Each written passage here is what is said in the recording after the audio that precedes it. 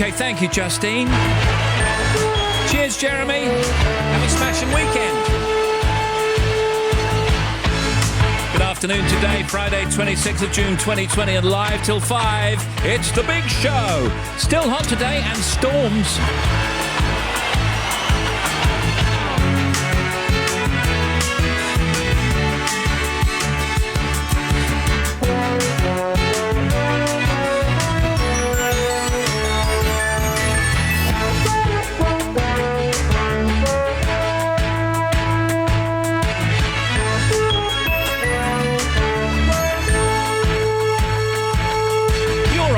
I'm sorry, it's my feet. Steve Wright in the afternoon. Now playing everywhere.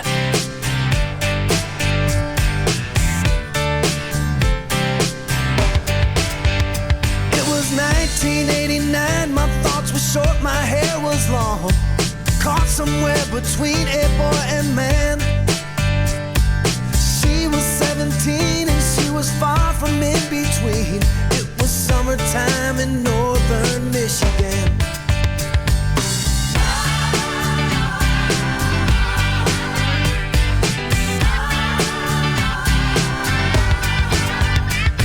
Splashing through the sandbar, talking by the campfire. It's the simple things in life, like when and where. We didn't have no internet, but man, I never will forget the way the moonlight shined upon her hair. And we were trying different things, and we were smoking funny things, making love out by the lake to our favorite song. Sipping whiskey out the bottle, not thinking about tomorrow, singing Sweet Home Alabama all summer long.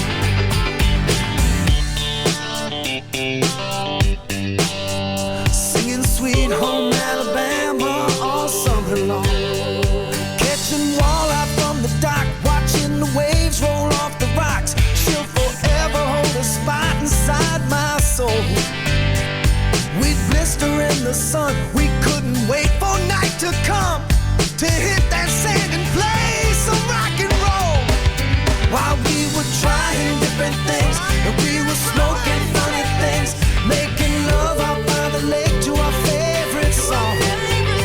Sipping whiskey out the bottle, not thinking about tomorrow, singing Sweet Home Alabama all summer long.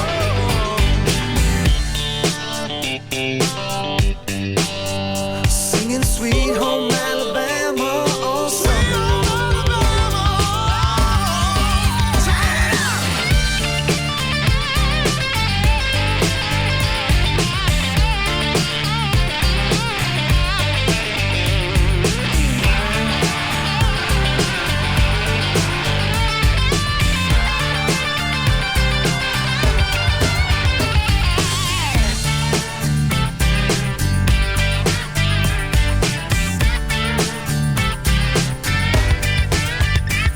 Now nothing seems as strange as when the leaves begin to change.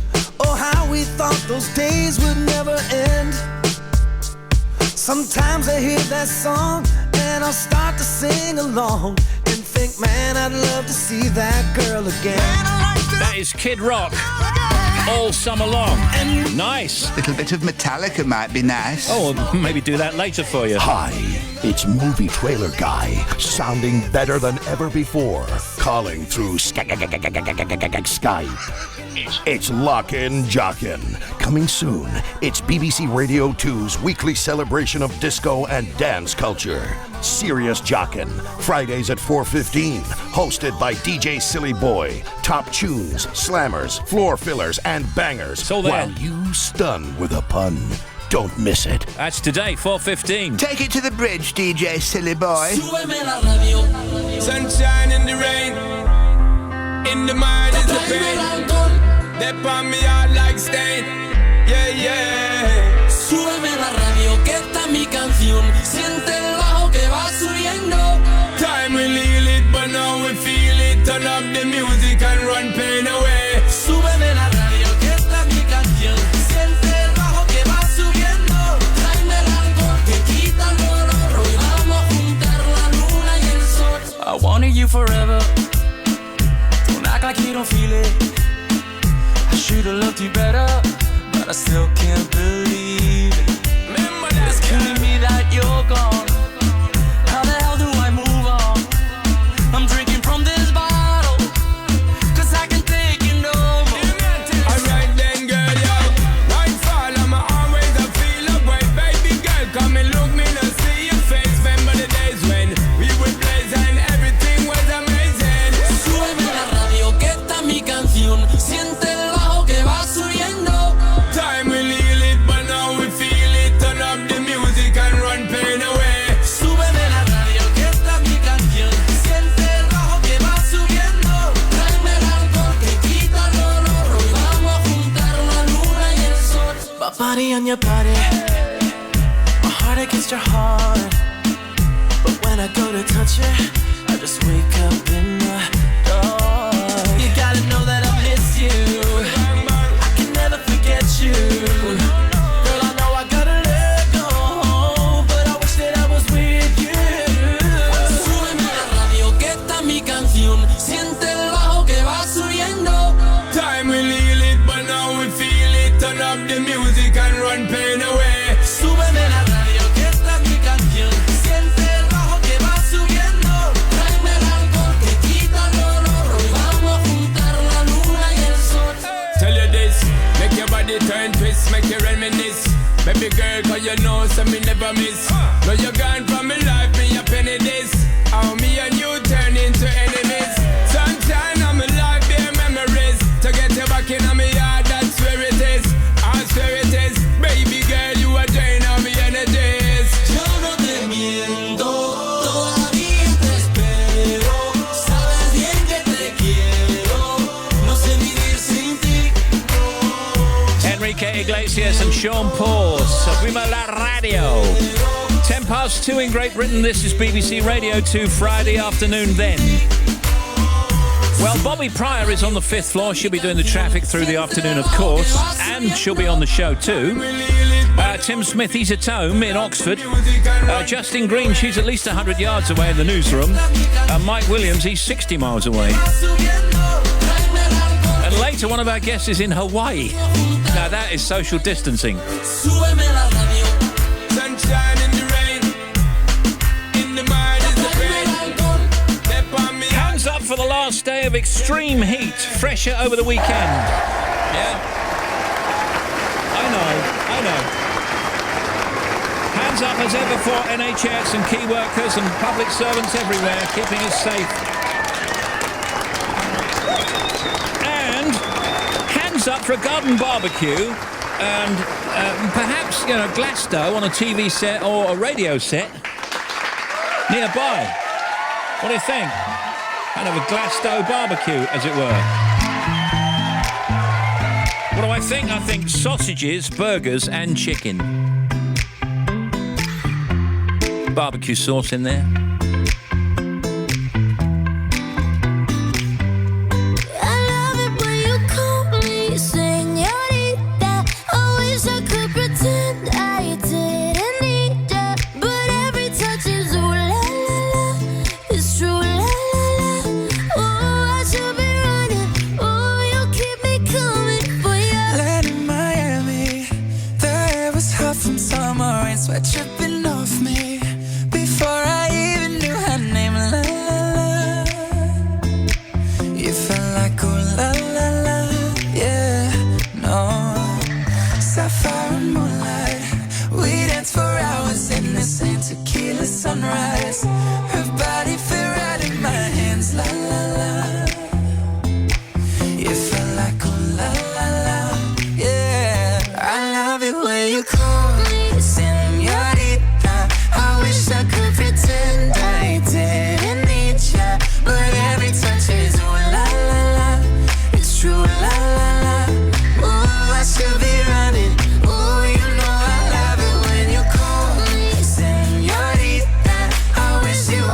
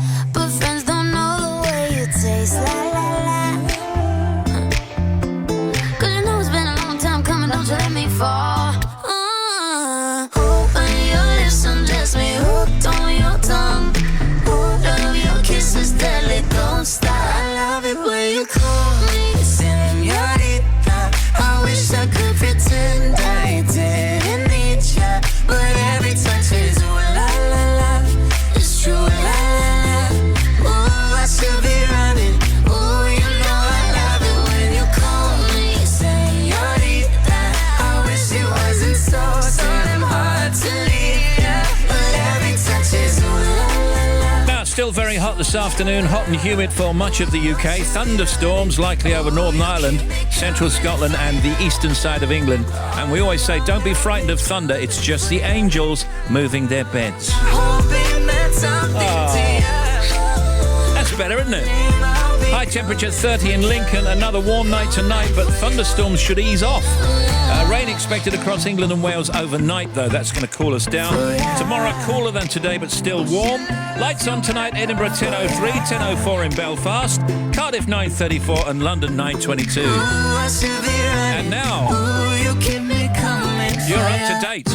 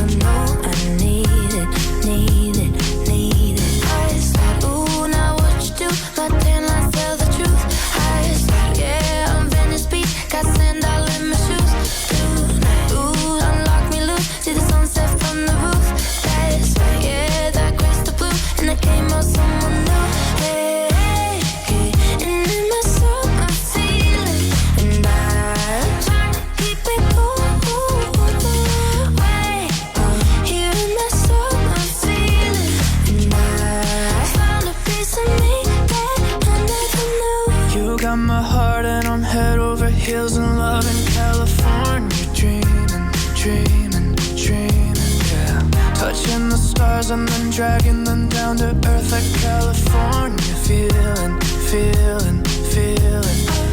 Oh, now what you do? Your brown eyes tell the truth. Yeah, down on the beach, I'm staying out late for you.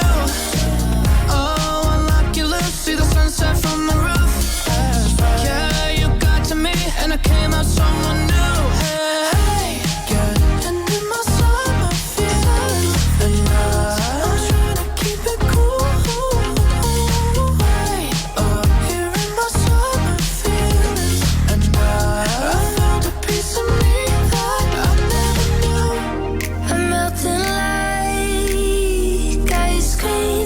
Stress is gone for me. Nowhere I'd rather be. Hey, get into my summer feelings, and I'm trying to keep it cool. Sarah Cox on the air at 5 this afternoon. You choose the tunes for all Request Friday. Email sarah.cox@bbc.co.uk anytime with your requests, or text 88291 during the programme. Tony Blackman's Golden Hour, that's at 8. Sounds of the 80s, Gary Davis at 9. Sounds of the 90s, Fern at 11. Craig Charles House Party at 1 a.m.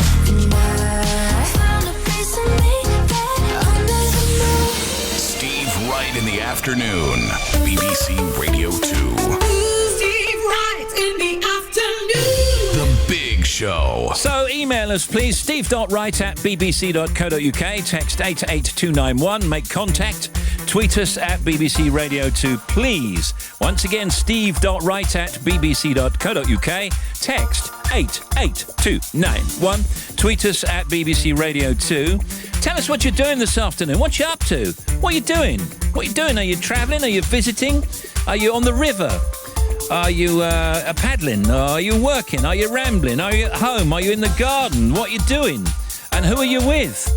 Also, is it your birthday or an anniversary of some kind, or a celebration? steve.wright@bbc.co.uk. Text 88291 as ever. And tweet us at BBC Radio 2. Also, what's your evening treat going to be tonight, like your food treat? What are you going to be eating? Could there be a barbecue? I don't know. It could be, couldn't there? Say hello, as usual, and thanks to NHS and key workers and public services. And also, let us know what you're up to at the weekend. So, once again, steve.wright@bbc.co.uk. Text 88291. Tweet us at BBC Radio 2. Tell us what you're up to this afternoon. Are you travelling? You're going somewhere? You're visiting? You're on the river? Are you paddleboarding? Are you working? Are you rambling? Are you cycling? Are you at home with the folks in the garden? What you doing, and who are you with? Also, if it's a birthday or an anniversary, we'd love to hear about that and big you up. And also, what's your Friday evening going to be like food-wise? What are you having tonight? And also, as ever, say hello and thanks to NHS and key workers and public services. And maybe you might want to tell us what you're doing at the weekend. Hiya! Hello. Alan and Mel. There's a woman struggling with sleep during lockdown. Yeah. She's not just sleepwalks, she sleep motorbikes. What? Don't do this at home. So she was in a nightie wearing a helmet. We have a message recently. I've enjoyed being back in the saddle. I do have a helmet. It makes me look like I know what I'm doing. Well, I can't wear a helmet with my glasses because I look like Crazy Frog. Alan and Mel. Ding, ding, ding, ding, ding, ding, ding, ding. I need a doctor. My heart rate's too high. Saturday mornings from 10 on BBC Radio 2. Hello, everybody. It's Boy George. Hello, George. Hello. Coming up later, darlings, it's serious shocking. All the best bangers in the world. Squeeze me.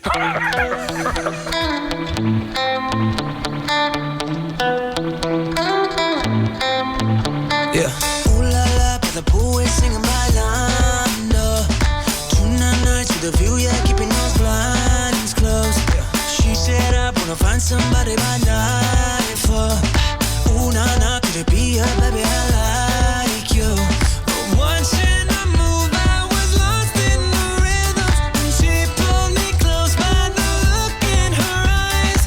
Don't know her name, but I know that I need her. She said, boy, you won't be lonely tonight. She said, ooh, kiss me like your ex is in the room. Don't you be afraid of something new. If we play it right, you can be that someone, yeah, that someone who won't leave me lonely tonight. Yeah. Ooh la la, make a move, yeah, baby, by last call. Full moon night, put the lights up, baby, your eyes glow. Don't know why, but I feel like I'm gonna go psycho. Ooh la la, if it's cool, yeah, baby, I'd like to.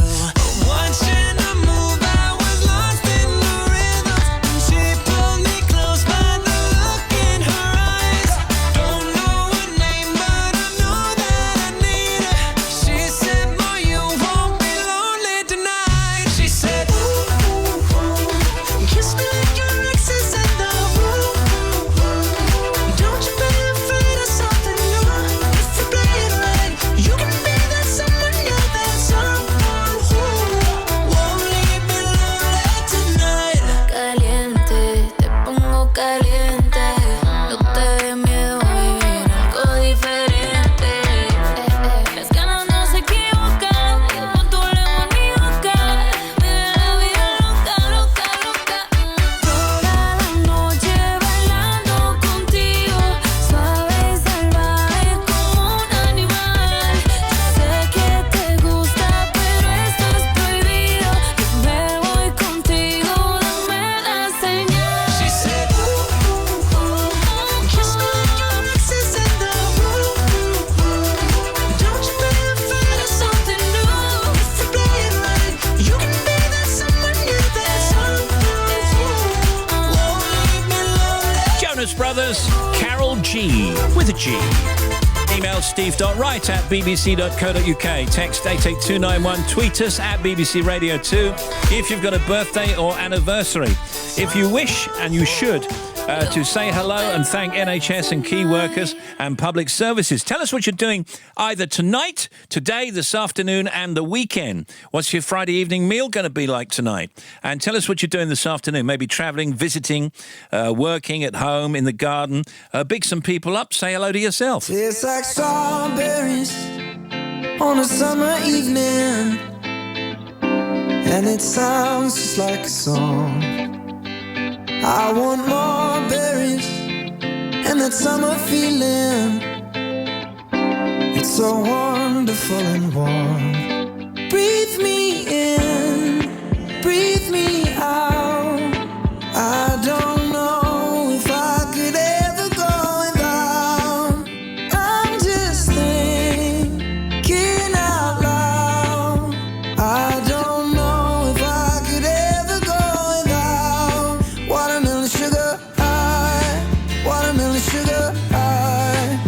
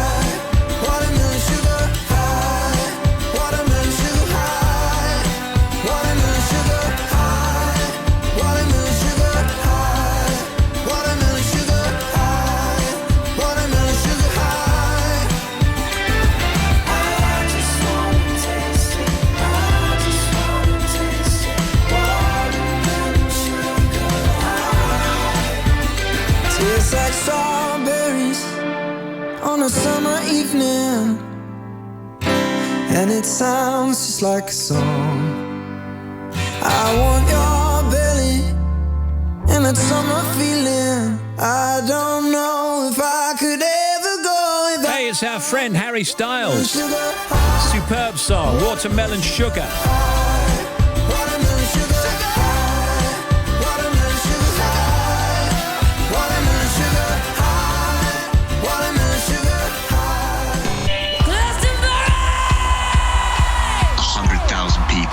Screaming.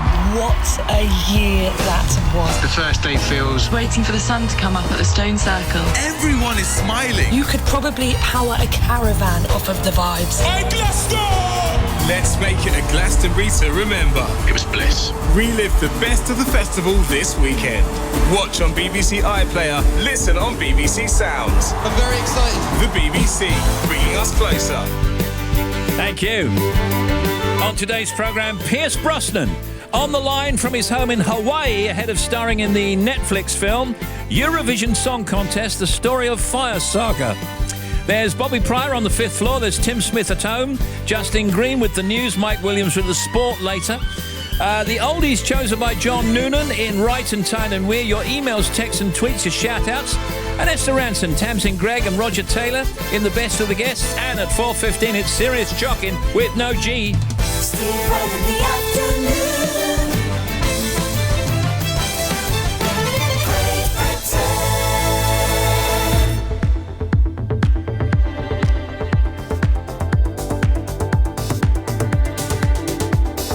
High anticipation, it's an emotional trap. Don't know how you do it, you're always striking the match. And I think I'm gonna burn out, but then you touch me like that. Learning to be patient, you save the best for the last. Save a kiss for me tonight. Wait for me, no compromise. Promise you it won't be long. Just save a little bit of your loving, baby. Say you want no lips but mine. Save the thought of me tonight. Promise you it won't be long. Just save a little bit of your loving, baby. Save a little bit of your love.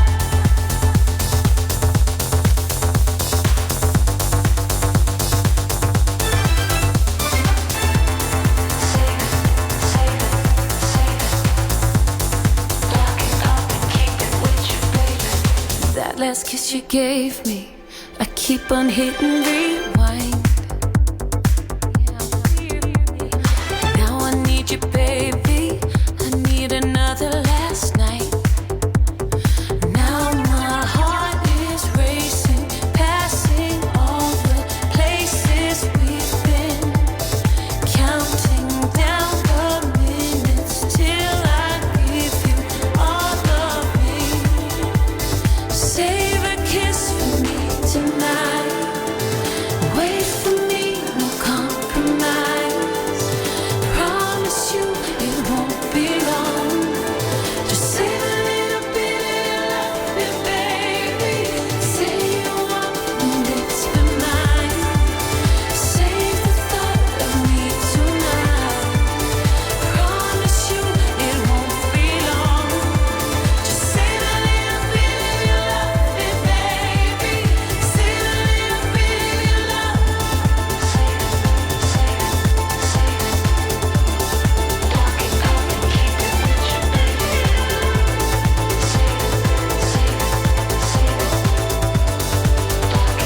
Save a kiss for me tonight. Wait for me, no compromise. Promise you it won't be long. Just save a little bit of your loving. Hey Steve, just sorting out my appointments with a view to going back to work next Saturday. I'm overwhelmed with this task. Oh, don't be. It'll be fine. That's Sam Orwell. Steve, I'm with my ponies in the lovely Kent countryside. The nature is free and beautiful. That's from Matt. Oh, that's nice. Nature is free. Say happy birthday to Les, celebrating his birthday. That's done for you. And Steve, I'm listening on our new speakers fitted out in our new homemade garden bar, and I'm loving the big show. Pete in Sidcup.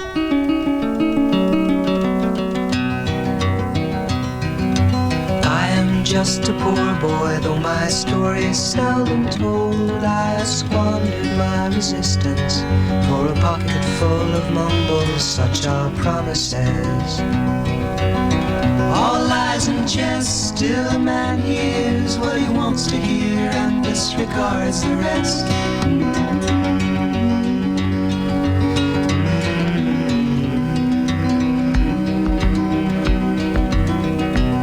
When I left my home and my family, I was no more than a boy in the company of strangers, in the quiet of the railway station, running scared. Laying low, seeking out the poorer quarters where the ragged people go, looking for the places only they would know. Bye-la-la, bye-la-la-la.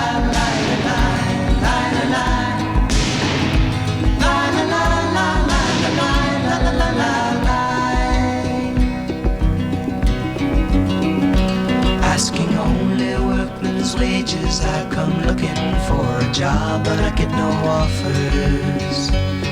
Just to come on from the wars on 7th Avenue.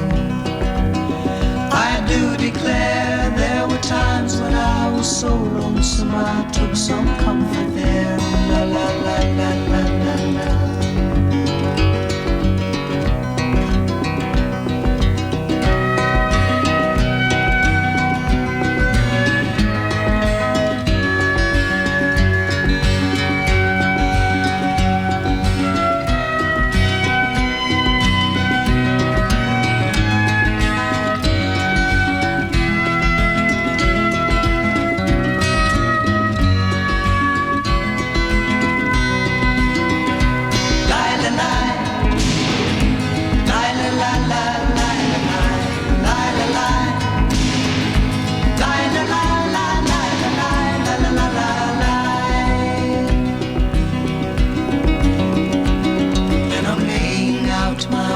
Clothes and wishing I was gone, going home, where the New York City winters are bleeding me, bleeding me,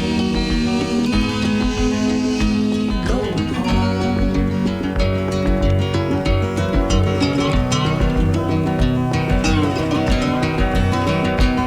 In the clearing stands a boxer and a fighter by his trade, and he carries the reminders of every glove that laid him down or cut him till he cried out in his anger and his shame, I am leaving, but the fighter still remains.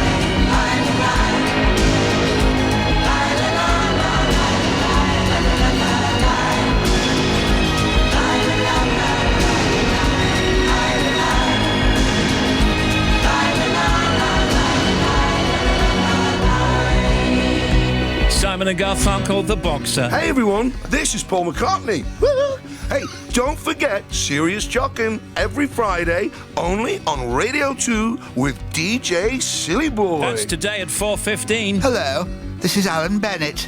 Time for some tea and scones on the big show. Could be.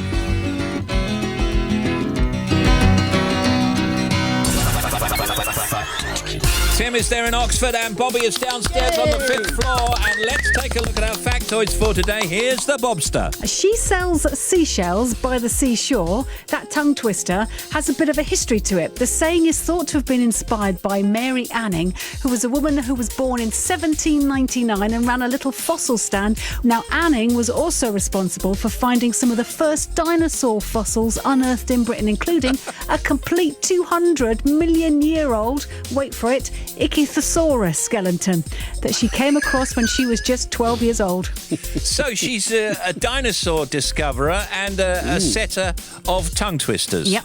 I like her.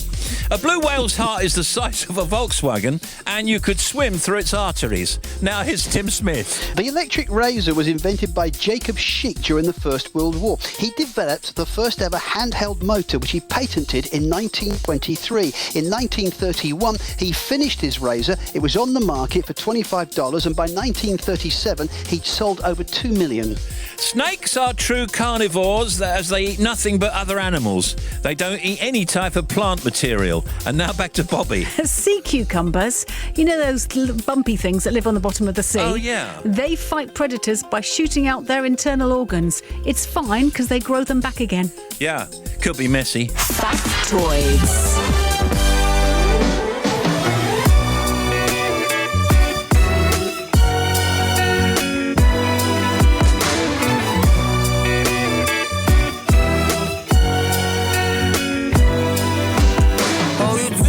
Time, 3 years off my mind. Then you sit there like it's nothing.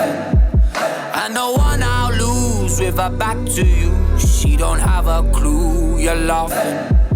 Why you backing now? Wanna spend my pound. Wanted me who did the running. You'll have a few new lines where the sun don't shine. I crack a smile but it ain't funny. I feel closer, way closer. Set the years gone up in smoke. We're closer, way closer. But the way I feel ain't nothing I ain't felt before. And the way I feel, I'll keep it under my control. I forget about you in the morning. I'll sleep you off and wake with my mind at ease. You're 3 a.m., but I'll ignore it. I'll sleep you off and wake with my mind at ease. Oh, please.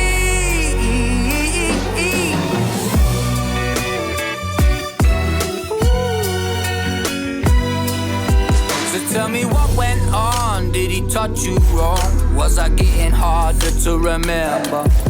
What you have in mind? Should we tell this time? Or are we two not so young offenders? So you catch a fly, see if the fire would lie. I'm your man, I'm your money lender. Might be happy now, but don't turn around. Let's just have one more time together. Feel closer, way closer. It's like them years gone up in smoke. Way closer, way closer. The way I feel ain't nothing. Serious Jockin' is on the air at 4:15, as you know, it being Friday, and Pierce Brosnan will be talking to Pierce a little later on in Hawaii, I believe.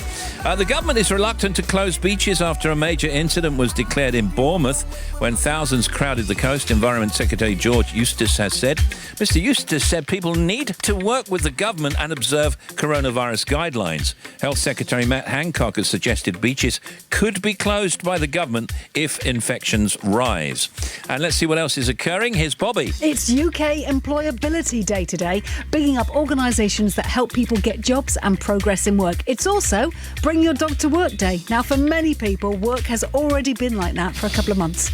Yes, of course. It's also the start of Green Transport Week, raising awareness of the impact travel has on the environment.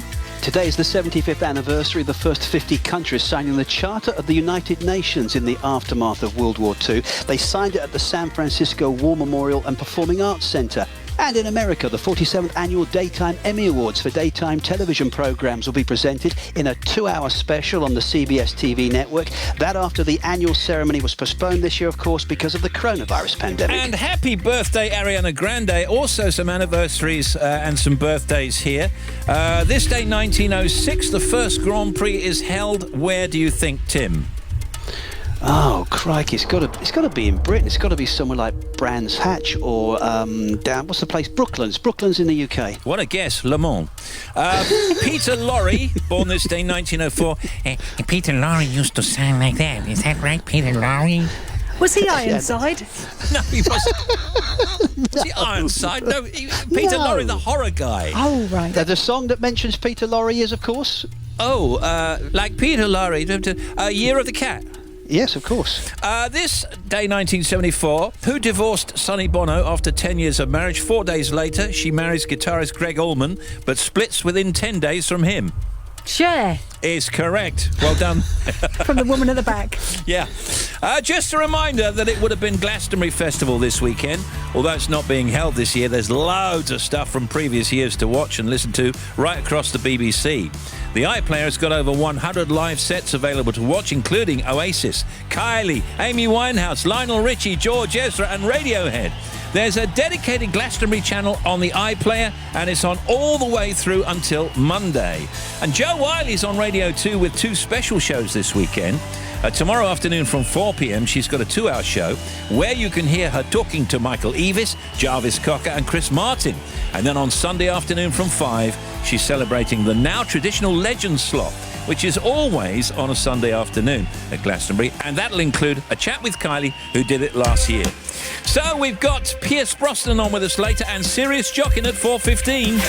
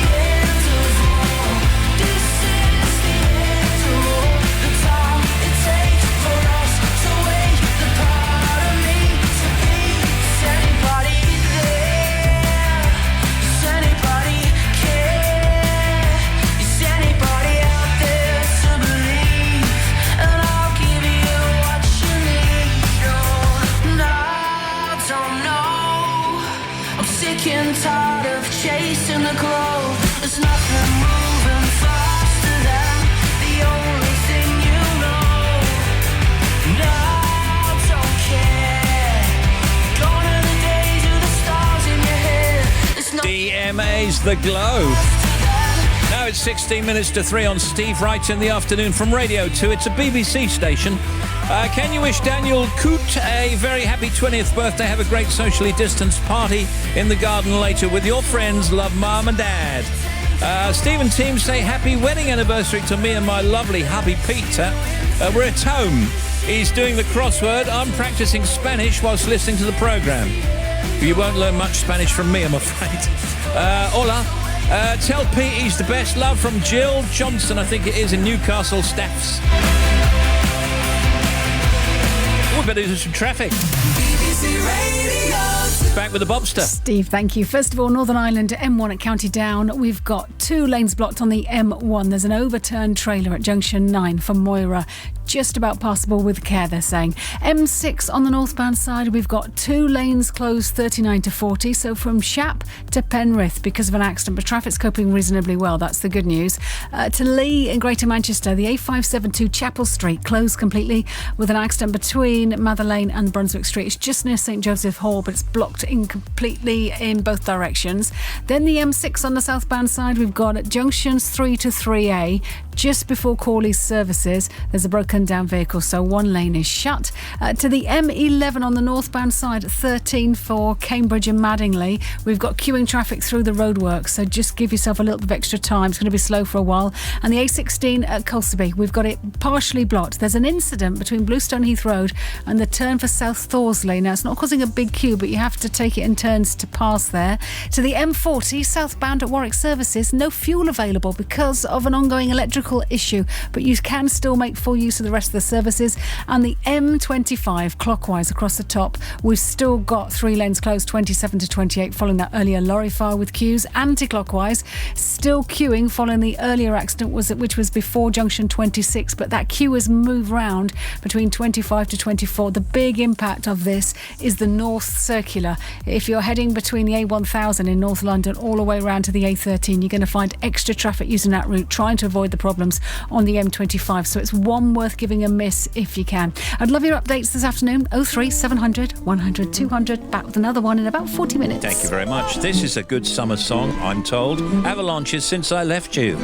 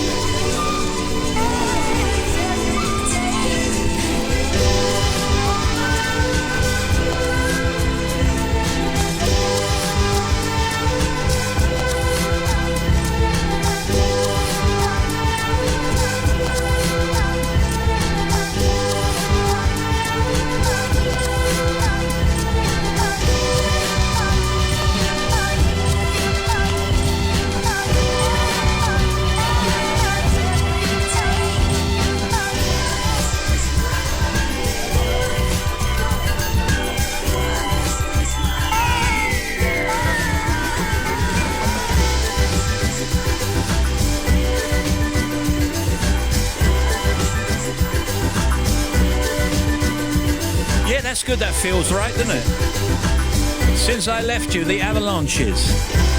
Steve, big shout out to all the Wirral Quay workers and my lovely partner Mushy. Tell him to buy the beers and I'll see him later for the big barbecue. Great show, by the way. Best wishes from Gaffer. Steve, can you give me and my dad Terry a shout out? All right, Terry? trucking back to Wales. Love from Esme. Hello, Esme.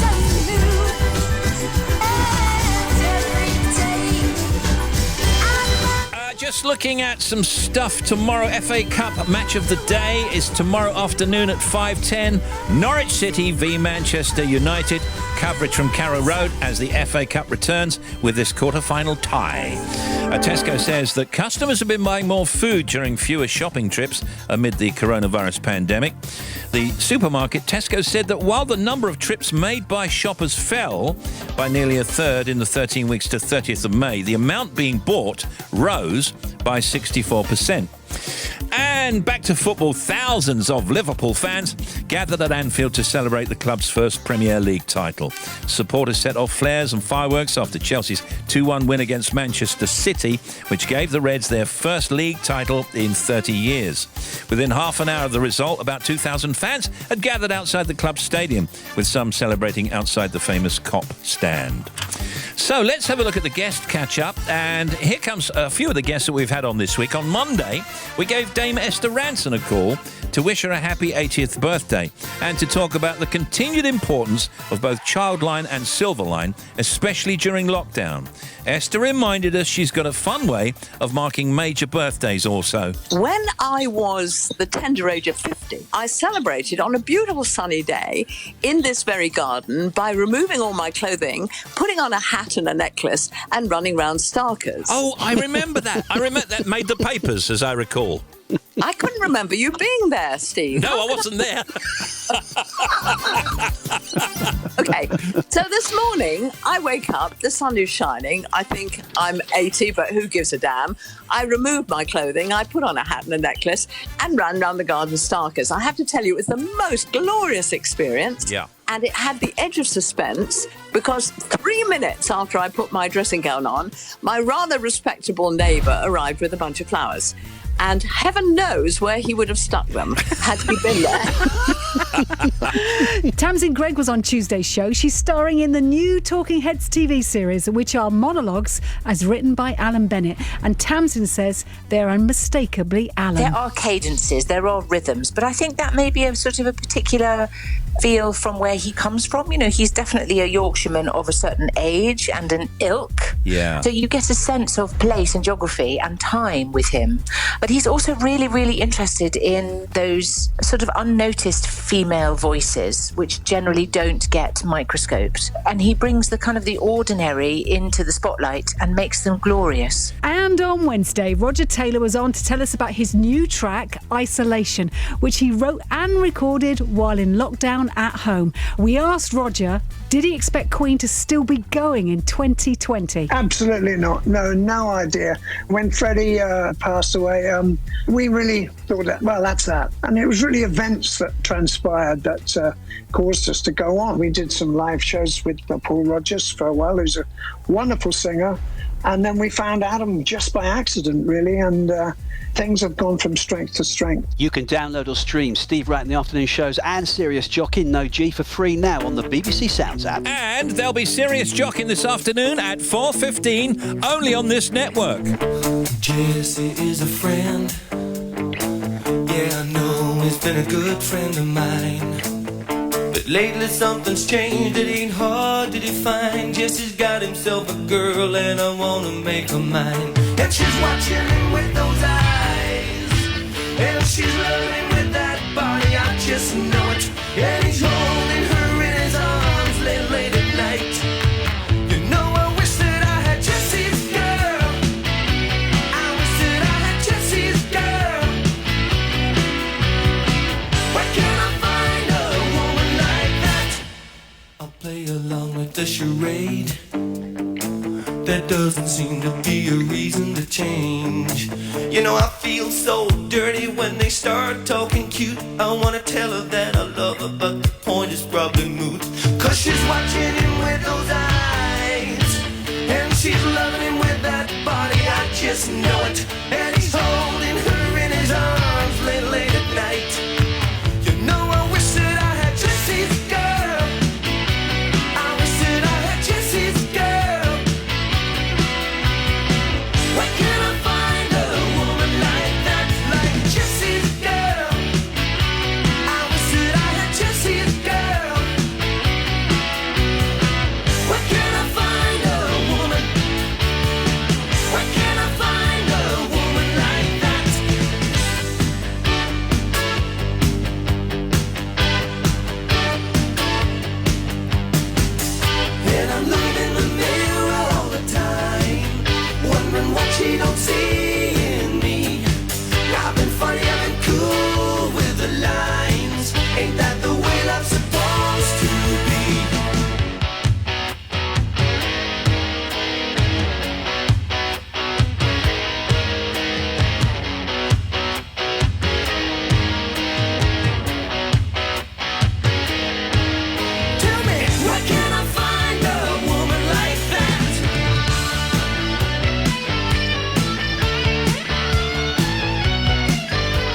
Radio 2.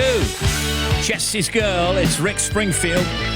Making 48 buns and party food for my daughter's 21st tomorrow at her dad's farm and social distance across lots of acres. Madeline Wagstaff. Thank you, Madeline. Nick from Scunthorpe travelling to Newark to recover a broken down lorry. And Steve, I'm trying to find my glasses. They're not in the fridge, nor amongst the pile of ironing, nor the greenhouse. Consequently, excuse any spelling mistakes. Love the show from Lorna. Yeah, Lorna, I tell you where they are. They're in the bathroom, just above the bowl. You know, when you were in there earlier, you just left them above the bowl there. That's where they'll be. Okay, thank you. Turn it up and get grooving and shaking it. Saturday nights are a vibe. The Craig Charles House Party on BBC Radio 2. Funk and soul to put a wiggle in your weekend. Crank it up in the kitchen. Let's all hang out in the lounge or pump it up on the patio. Pump up the jam, pump it up. Bringing the party to all your houses. The jam is pumping. The Craig Charles House Party. This Saturday night at 10 on BBC Radio 2. Steve Wright in the afternoon.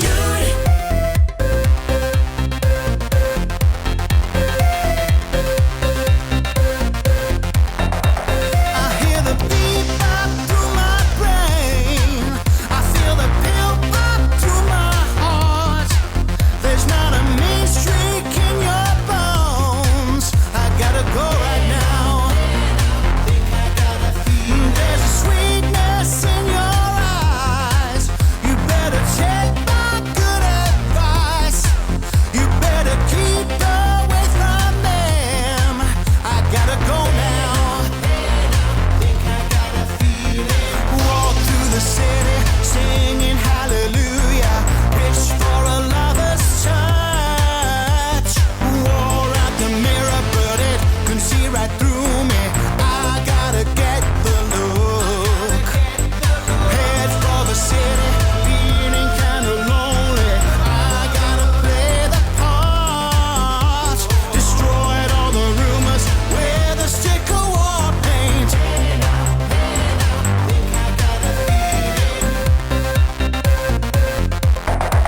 I got a hot wire through my brain. I got a sweet talk on the phone. I gotta keep you in my good books. I gotta go right now. You're my heart baptismal fire, and I won't let that feeling go. Though I'm not in any hurry, I gotta go now. Walk through the city singing hallelujah. Reach for a lover's touch. Wore out the mirror, but it can see right through me. I gotta get the look. Head for the city, feeling kinda lonely. I gotta play the part. Destroyed all the rumors with a stick of war paint. That's Hey Now. I think I got a feeling. Erasure. Pierce Brosnan on the line from his home in Hawaii later, ahead of starring in the new Netflix movie, Eurovision Song Contest, The Story of Fire Saga. It's a brilliant film. And the non-stop oldies chosen by John Noonan in Wright on Tyne and Weir when we come back.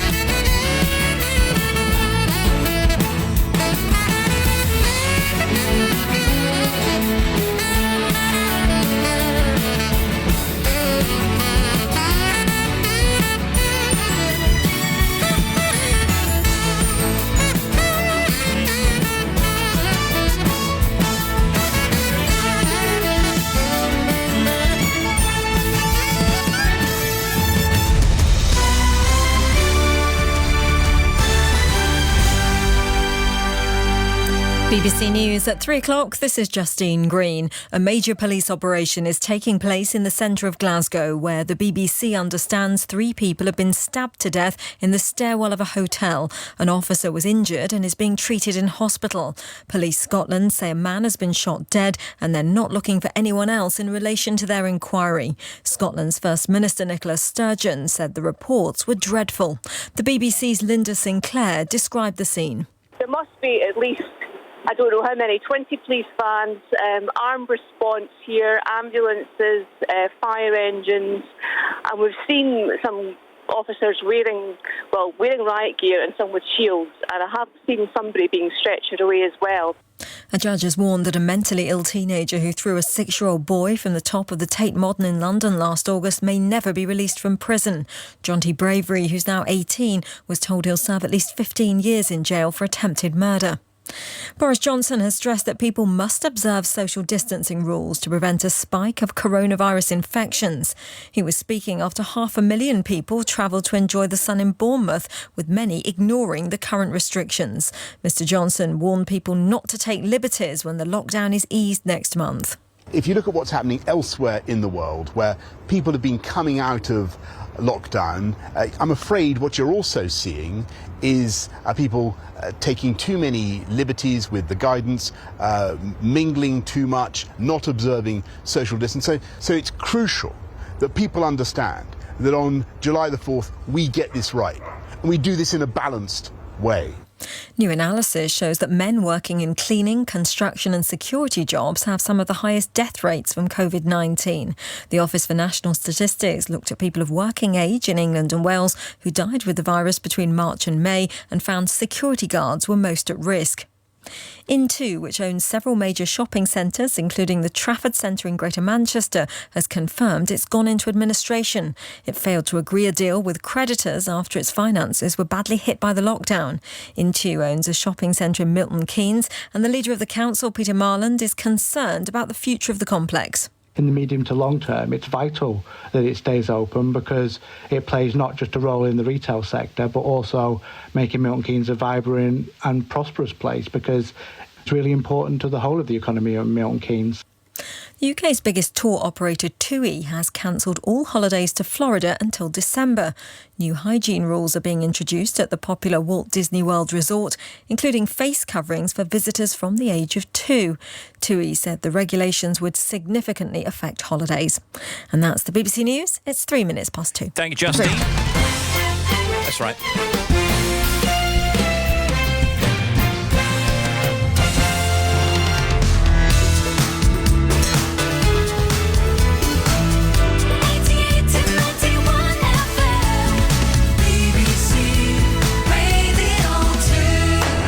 The non-stop oldies brought to you daily by Steve Wright in the afternoon.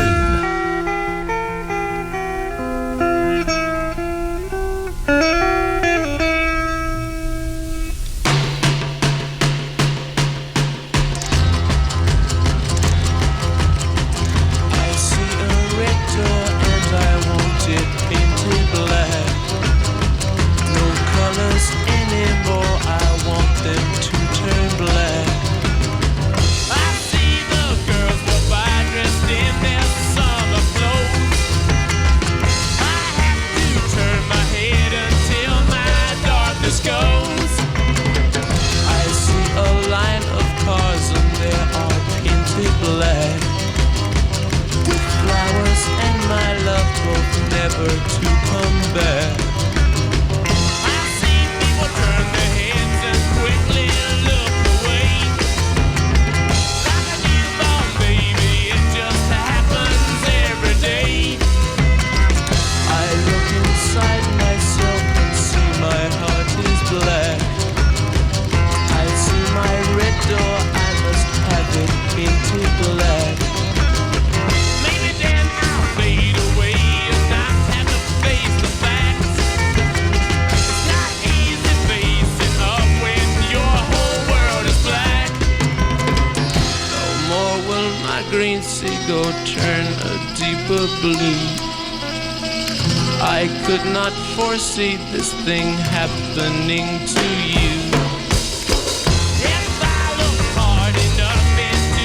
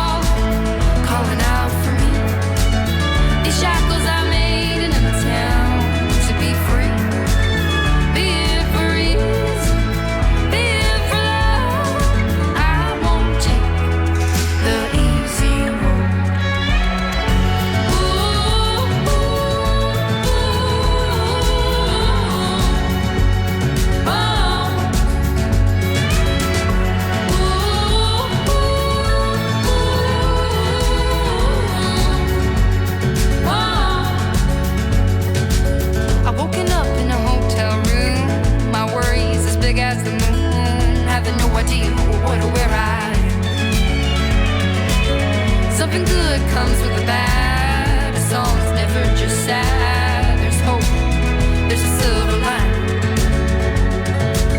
Show me my silver lining. Show me my silver lining. I hear a voice calling out for me. These shackles I made in the town to be free. Be it for ease, be it for love. I won't take the easy road. I won't take the easy road, the easy road, the easy road. Oh, I won't take the easy road, the easy road, the easy road. My Silver Lining first aid kit. On the non-stop oldies, chosen by John Noonan in Wright on Tyne and Weir. Hey, Steve and team, my wonderful wife Julia and I are both retired police officers, so lockdown has not affected us dramatically as it has most people. We missed meeting up with family and friends and going on holiday, but what we miss most of all in the evenings is in and out with our son and daughter-in-law Jeremy and Rachel. I've been filling my days with DIY projects in our home, walking our dog and tending our allotment. Music plays a big part in our lives, and we have radio too on almost all day whilst at home in the car, and our musical tastes are very eclectic. I love that word. We also have a large collection of 45s, which we play on our Rockola jukebox. Oh, you got one of those? Great. And just finally, please, Steve, can you mention that we're going to be grandparents? Jeremy and Rachel have announced that they're expecting a child. We're absolutely delighted and can't wait for the baby to arrive in January. John Noonan in Right On, you got yourself a non-stop badge.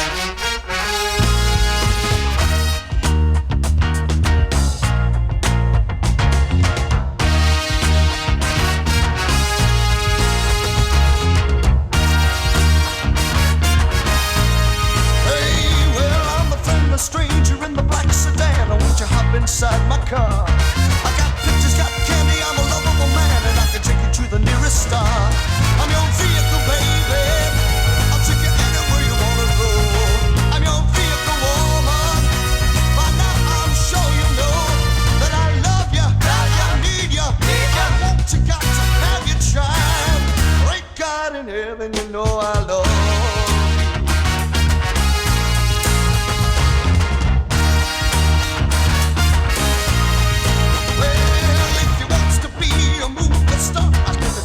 Hollywood. But if you wanna stay just like you are, you know I think you really should. I'm your vehicle, baby. I'll take you anywhere you wanna go. I'm your vehicle, woman. By now I'm sure you know that I love you, that I need you. I want you, got to have your child. Great God in heaven, you know I love you.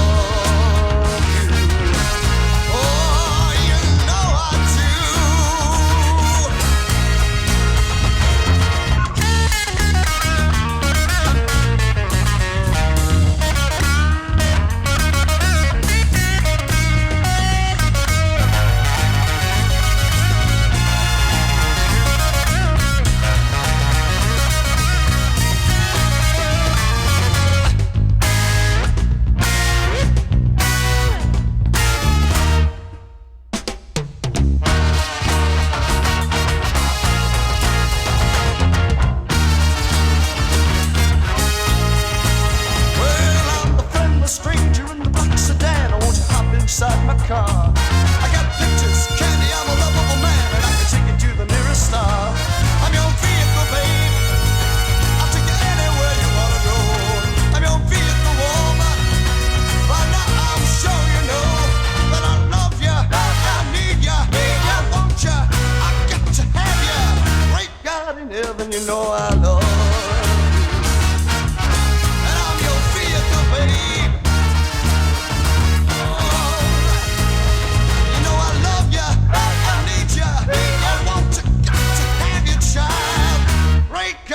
Heaven, you know I love you.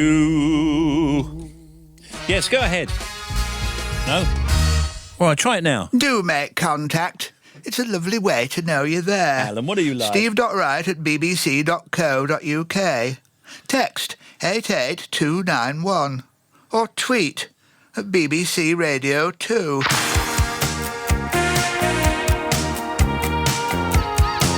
Just around 1 hour to go before Serious Jockin'.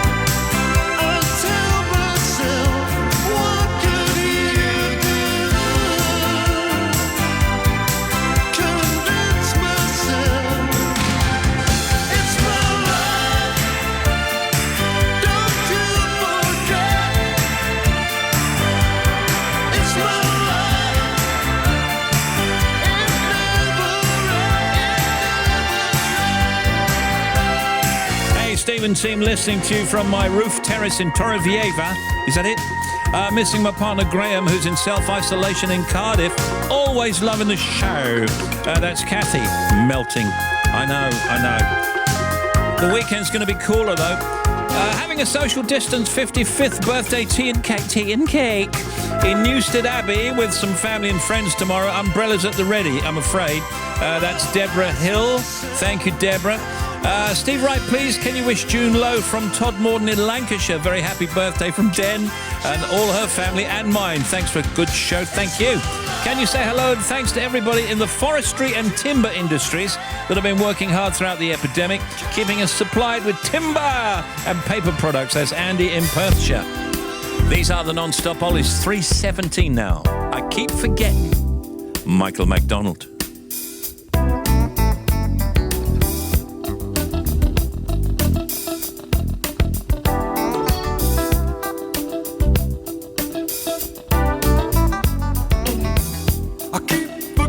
We're not in love anymore.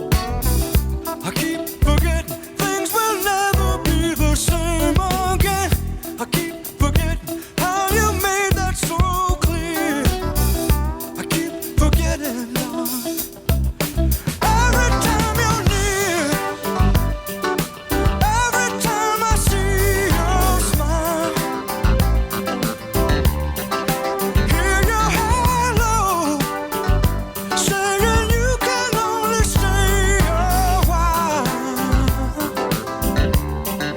And I know that it's hard for you to say the things we both know are true.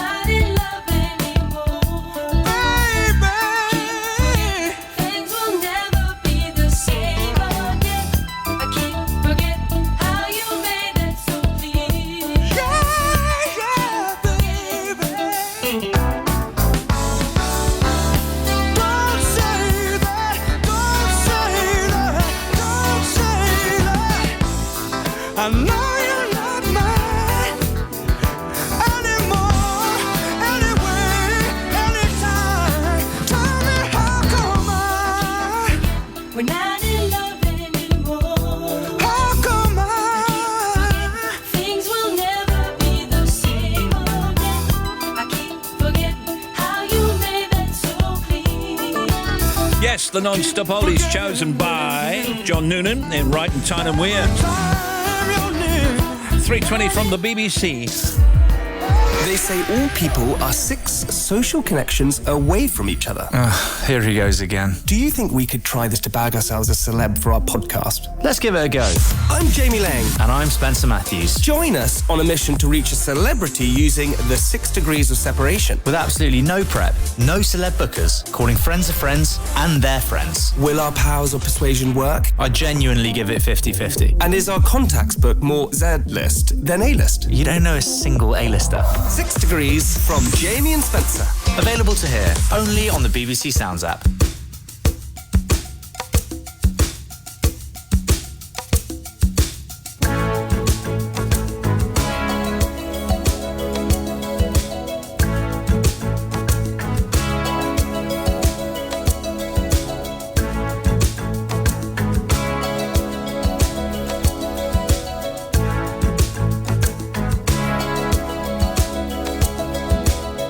Hear the drums echoing tonight, and she hears only whispers of some quiet conversation. She's coming in 12:30 flight. The moonlit wings reflect the stars that guide me towards salvation. I stopped an old man along the way, hoping to find some old forgotten words or ancient melodies. He turned to me as if to say, hurry boy, it's waiting there for you. It's gonna take a lot to drag me away from you. There's nothing that 100 men or more could ever do. I bless the rains down in Africa. We're gonna take some time to do the things we never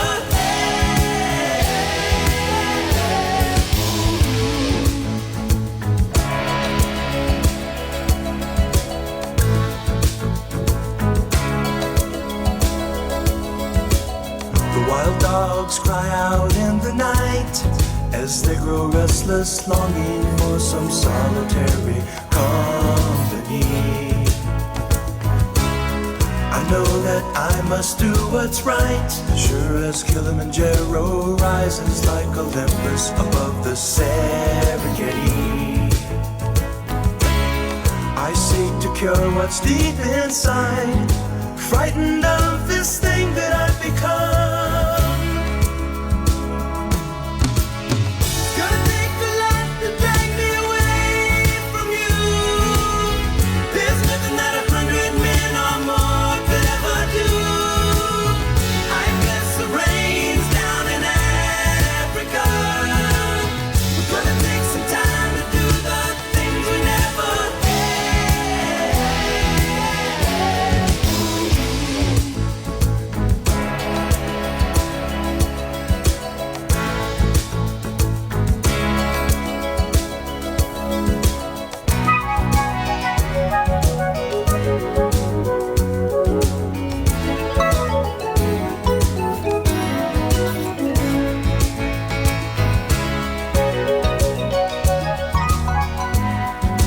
Hurry, boy, she's waiting there for you. It's gonna take a lot to drag me away from you. There's nothing that 100 men or more could ever do. I bless the rains down in Africa. I bless the rains down in Africa. Next half hour, we'll talk to big-time movie star Pierce Brosnan. From his home in Hawaii, ahead of starring in the new Netflix movie Eurovision Song Contest, the story of Fire Saga. Fire Saga being a band. It's a comedy, it's really good. And those were the non-stop oldies. This is the Big Show in the afternoon. Yeah, still very hot and humid for much of the UK. Thunderstorms likely over Northern Ireland, central Scotland and the eastern side of England. High temperature 30 today, 30. Another warm night tonight, Friday night. The thunderstorms should ease off, though, and rain expected across England and Wales overnight. Tomorrow, cooler than today on Saturday, but still warm. A mix of rain, sunny spells, and more thunderstorms. Lights on sunset tonight, Edinburgh 10:03, in Belfast 10:04, and in Cardiff 9:34, and London 9:22. And now here's Bobby. What you got, Bobby? First of all, Northern Ireland, the M1 down. We've got this problem at Junction 9, which is the Moira turn-off. 2 lanes are blocked following an accident. It's an overturned trailer just after the junction. You can get past it, though. To Lee, Greater Manchester, the A572 Chapel Street still closed both ways. Accident just near St Joseph Hall between Brunswick Street and Mather Lane. Then the M6 northbound, 39 to 40, Shap to Penrith. That accident is still there with 2 lanes shut. Also, M6 northbound between 14 and 15, no traffic is moving at the moment. There's an accident after Stafford Services, but before Stoke-on-Trent and the A500D road. So, number of vehicles involved as well. So, it's going to take some time to move this, but I know traffic is stationary for the moment. M11 northbound queuing up through the roadworks at Junction 13. Give yourself half an hour because of that. M40 southbound Warwick Services, 13 to 12. There is no fuel available on the southbound side. There is on the northbound side. And then to the problems on the M25 now. We've got, first of all, clockwise at 25. There's a breakdown there. 1 lane is shut. And then clockwise between 27 and 28. That's the M11 through to the A12. There are still 3 lanes shut. So it's pretty solid queues back to 26. And also the North Circle has taken a hit because of that as well. People using that as an alternative route. And finally, M2 in Kent, eastbound, so coastbound at Junction 2, which is the Strood Rochester turn. They are holding the traffic. It's only a temporary halt, I'm being told. There's an incident that police are dealing with. Another one for you, half an hour. Oh, and Mr. President? I love pressing F5. It's so refreshing.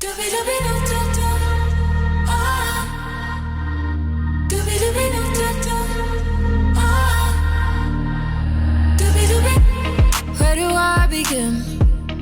I'm sitting here jaded. Yeah, I fell asleep with the makeup still all on my skin. Wide awake again. I'm praying I make it.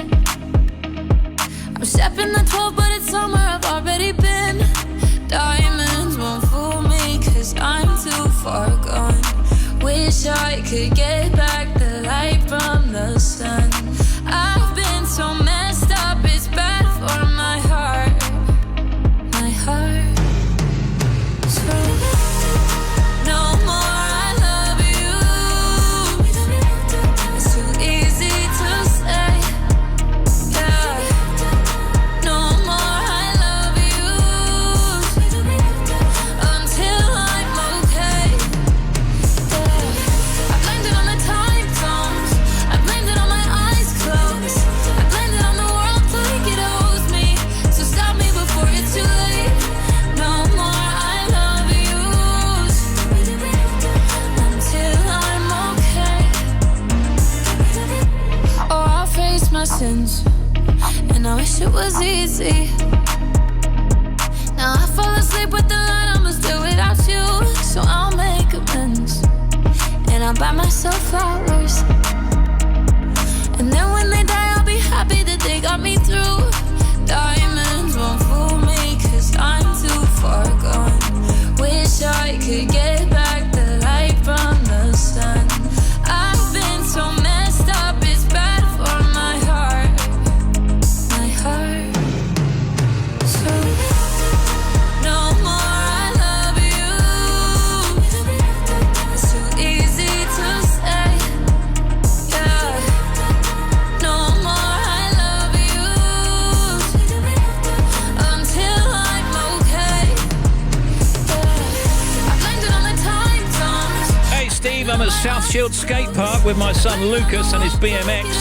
It's cloudy but so warm. Listening to your little show, the summer tunes. That's from Joanne Smith. Thank you, Joanne. We're on the way to pick up our wedding rings. So excited now that we can get married on the 26th of September. Lorraine and Ruben, our congratulations. Let me know on love songs toward the date, okay? And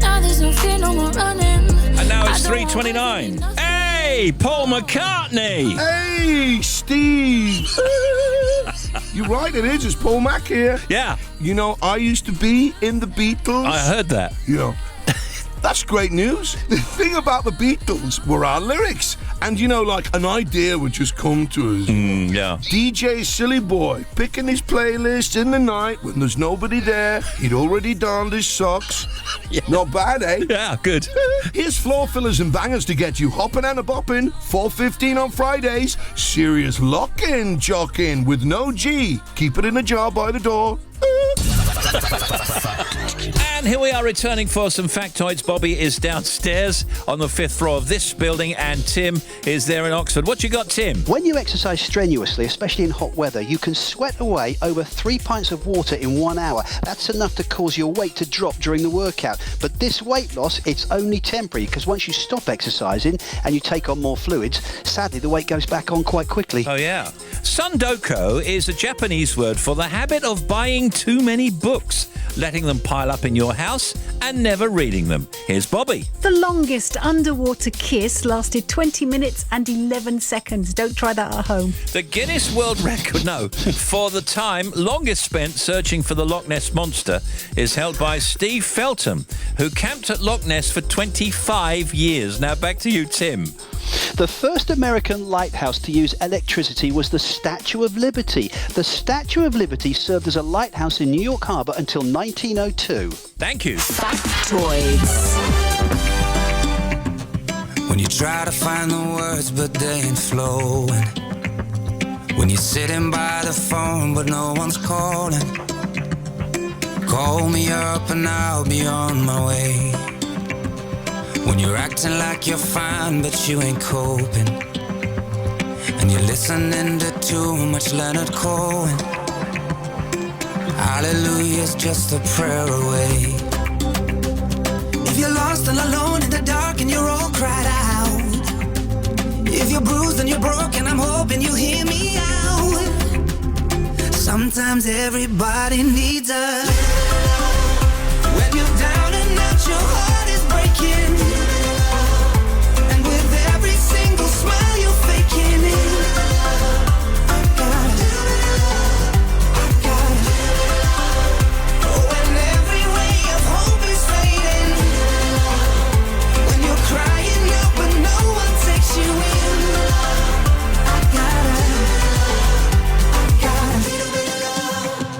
When you feel as though you're drowning in an ocean, and you try to swim but you can't find the motion, hold on tight and let me take you home. When you try to walk but all you do is stagger, and you try to dance but you can't move like Jagger, I won't leave you dancing on your own. If you're lost and alone in the dark and you're all cried out, I'm hoping you hear me out. Sometimes everybody needs a. When you're down and out, your heart is breaking. And with every single smile you're faking it. I got it. Oh, when every ray of hope is fading. When you're crying out but no one takes you in.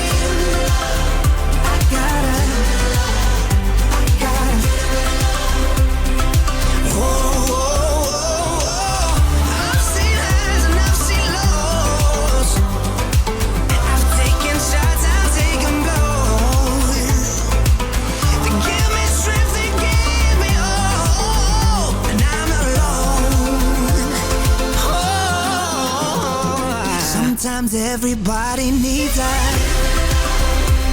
All right, I'd like to dedicate this next song to our friend Mark, who sadly passed away a couple of weeks ago after a long illness. I had the privilege of knowing Mark, and his family has asked me to play a song in his memory on the day of his funeral, which has just finished taking place, I believe, at the North Chapel in the West Herts Crematorium in Watford.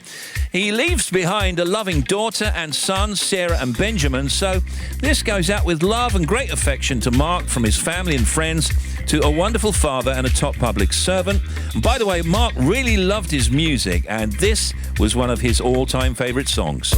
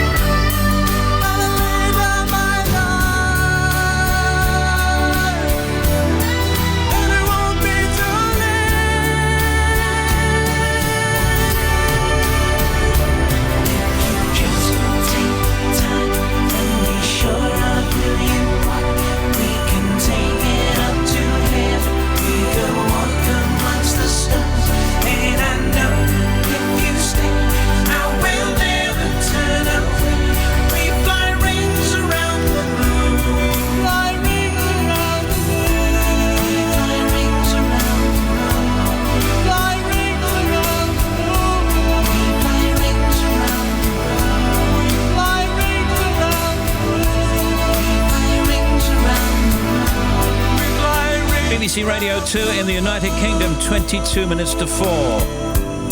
Bee Gees and Rings Around the Moon.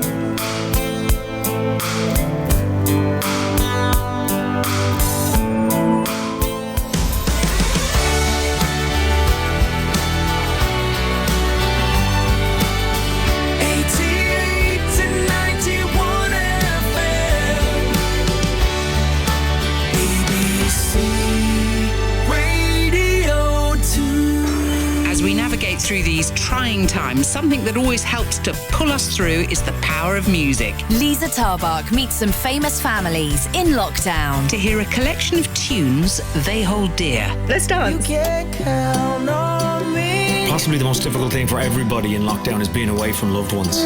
This is like our song. This is our song, isn't it? Yeah. It's like you can time travel when you're dancing and singing along to your favourite songs. BBC Radio 2's Family Rhythms. A two-part special. A celebrity crush, first dance and a bit of moshing. Beginning Saturday night from 9.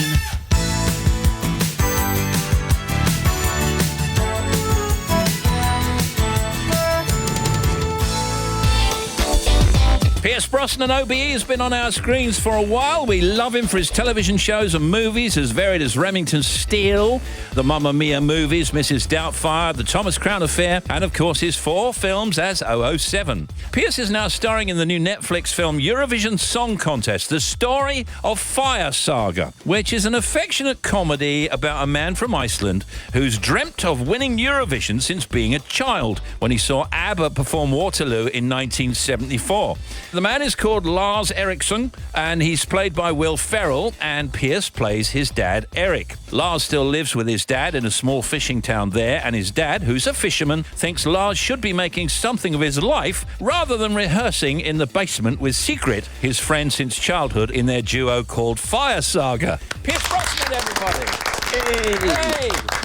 How are you? I am very well, Steve, and greetings from the mid-South Pacific, where you find me. Oh, that sounds very, very exotic. It looked to me like you were actually there in Iceland. Do tell me that you were in Iceland and it wasn't CGI. It was not CGI, no, we were in Iceland. I mean, it was one of the attractions for doing the part and playing in the movie, with Will Ferrell being the main headliner. I love Will Ferrell's work, and we did shoot in Iceland. And again, my wife and I had a kind of busman's holiday. We went off to London and we worked in London. Then we went to Edinburgh, and then we went to Iceland. And my wife Julie and I went around Europe afterwards. So it was one of those joyful jobs. I did speak to Will Ferrell about another movie recently, and he admitted to us on the programme that he just messes about most of the time on set and just likes to have a laugh. Did you find that was the case? Oh, he's a joy to work with. I mean, he's just a very funny man. He's perfected his humour. But he's a very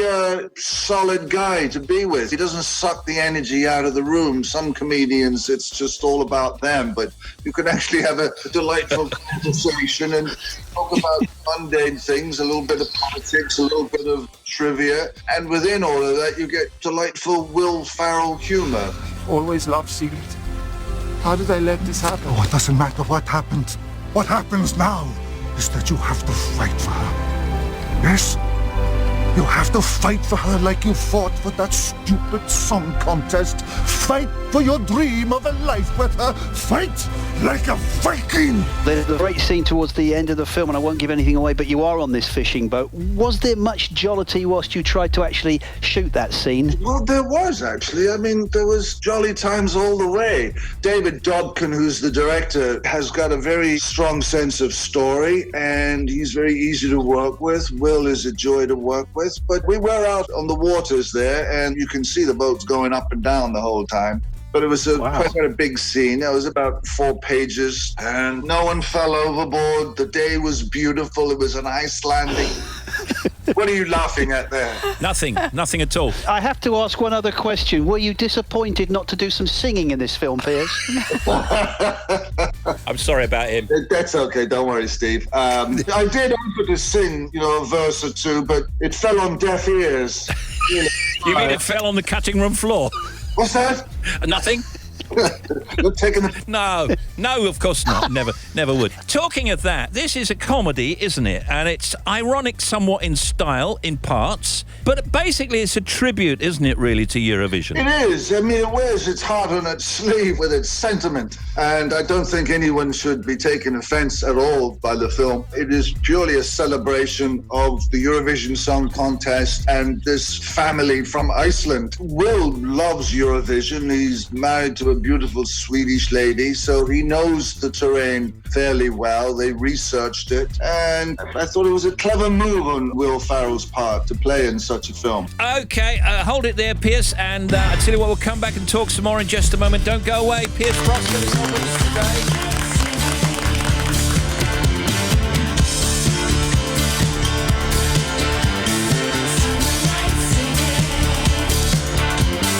Waiting for the sunrise, so there's it.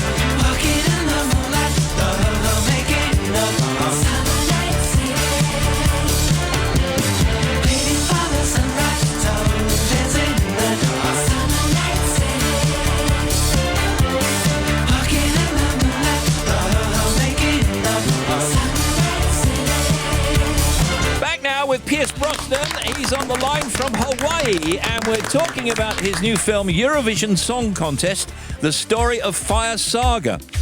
You're playing a good-looking fisherman, so two important questions.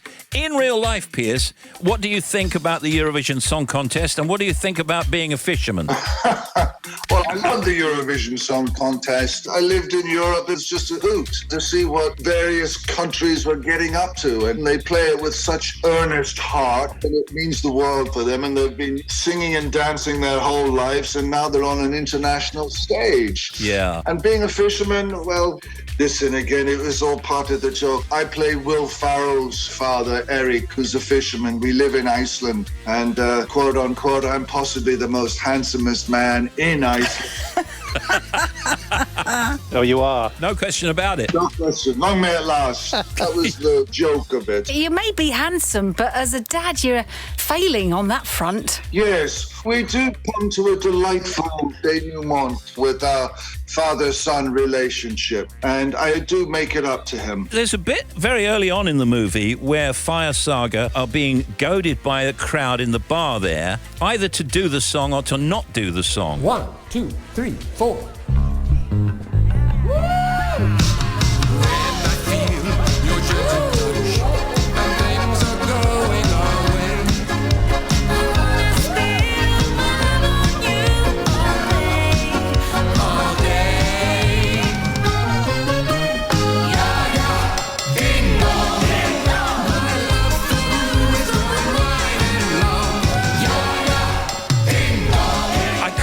Out if Icelanders loved the song or disliked the song in equal measure. I can't answer that question, Steve. I'm so sorry. I thought it was a good one as well. It was a good question. I don't know. All I know is that the people of Iceland were brilliant. They welcomed us with open arms. It was the most joyful landscape to be in and on, and to go off to the thermal baths. The nice part about this job is that I had days off. It's that old adage when they asked Robert Mitchum, what do you look for in a script? And he said, days off. Yeah. We saw the other day pictures of you in lockdown, and your hair is magnificent. I mean, that is some hair you've got there when it's grown long like that. It is. It's all in the hair, Steve. Once the hair is in place, there's no stopping me. Well, I'm thinking you could play, I don't know, not God, but maybe one of the old kings or something like that with hair like that. Are you going to keep it like that? I think I will, yes. I mean, there's not much else to do out here. I mean, as I say, we're in the boonies on the north shore of Kauai, where we have a home. So I'm here with my wife, Keely, and our two sons. I have a son back in LA and another son in London, so we are spread out a bit, but the two young ones are with us, and we've been here since March. And so far, everybody is well, yeah? Yeah. Touch wood, everybody's well. It's a tiny island here, and you pray to God that no one gets sick. Yeah, absolutely. It's fantastic to talk to you, and thank you so much for coming on. It'd be great to see you back in the studio, but it's not going to be soon, is it, really? I don't think so. I think we've got a ways to go here. I mean, I just don't know how long it's going to take. Be safe, stay strong, keep the faith. Got it.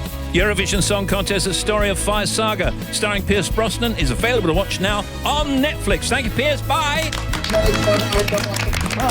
Thanks a lot. Thanks, bye.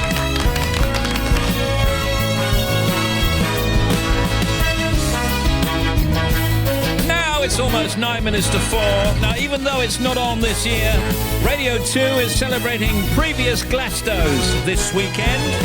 And here comes Ray Davies from 2010. Stand by.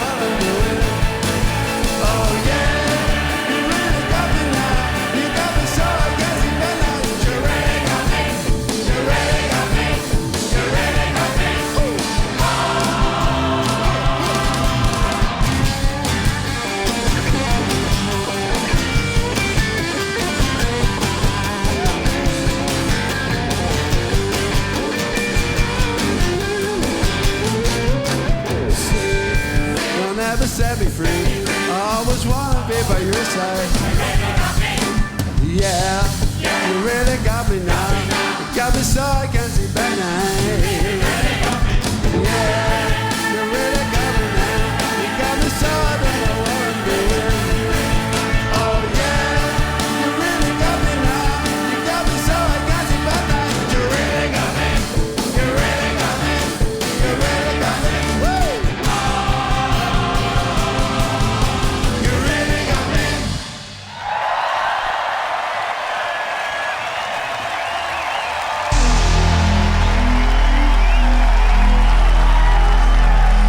That's Ray Davis. Okay, it's time if you want to continue to big up key workers, people helping the community, working for the NHS, or just have a general mention for friends and relatives, or even a vulnerable person that you haven't seen. This is the place. Or if you're back at work, or if you're travelling somewhere, should you wish to include a no-G pun, that would be good, and we'll take your regular Serious Jockin' shout-outs too.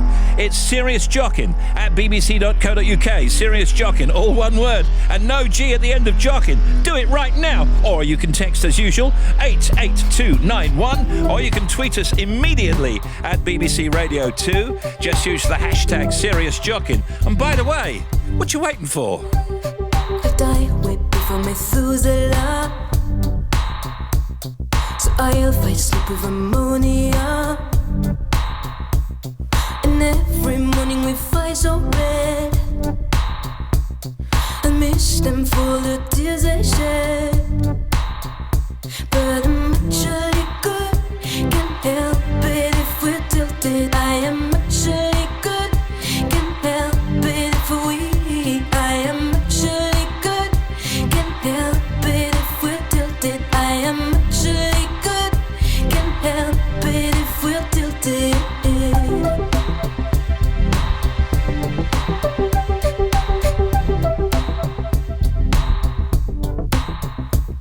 I miss brothels and mended souls. Trample over beauty while singing their thoughts. I match them with my euphoria. When they said je suis plus fort que toi. But I'm actually good, can't help it if we're tilted. I am actually good, can't help it if we're weak. I am actually good, can't help it if we're tilted. I am actually good, can't help it if we're tilted. Noël la malle, on est de sortie. Pire qu'une simple moitié, on compte à demi-demi. Pile sur un des bas-côtés comme des origamis. Le bras tendu pareil cassé. Yeah, well, that's easy for you to say.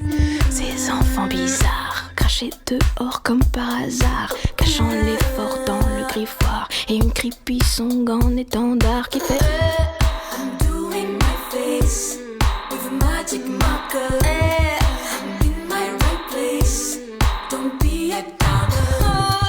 I'm doing my face with a magic marker. I'm in my right place, don't be a downer. I am actually good. Yeah, if you want to get involved in Serious Jockin', it's just around 20 minutes away. Serious Jockin' at bbc.co.uk. That's Serious Jockin', all one word, no G at the end of Jockin', by the way. Leave your shout out, your dedication, whatever you want to say, really. Or you can text, as usual, 88291, or you can tweet at BBC Radio 2 using the hashtag Serious Jockin'. We are standing by. Go ahead and do it. Serious Jockin' at bbc.co.uk. Text as usual, 88291. Don't forget a pun, a no G pun if you can, or you don't have to if you don't want to. Or you can tweet us at BBC Radio 2 using the hashtag Serious Jockin'. CJ wants a big shout out for Tony at Surrey Auto Works. He's in the workshop fitting out some lovely VW transporter vans. Tell Kaz to go and get some ice lollies. Kaz, can you get some ice lollies? BBC Radio 2. Here's the Bobster. Steve, thank you. M8 Glasgow on the eastbound side, partially blocked because of an accident between 24 and 23. So it's between Helen Street and the Ibrox Dunbrett Road junction. So partially blocked, you can get through. M180 on the westbound side in Lincolnshire. Now we've got a breakdown between 2 and the M18 at Doncaster North Services. You've got one lane shut there. The latest in Northern Ireland on the M1, just after junction 9 for Moira, 2 lanes remain blocked with that overturned trailer. M6 heading north, 39 to 40. M40. Still 2 lanes closed for recovery of the earlier accident past Shap towards Penrith. And then to the M6 northbound. 2 lanes remain closed between Stafford Services and 15 for Stoke-on-Trent. And the M25, 3 lanes remain closed clockwise, 27 to 26 with huge queues. Back with another one for you, half an hour. Thank you.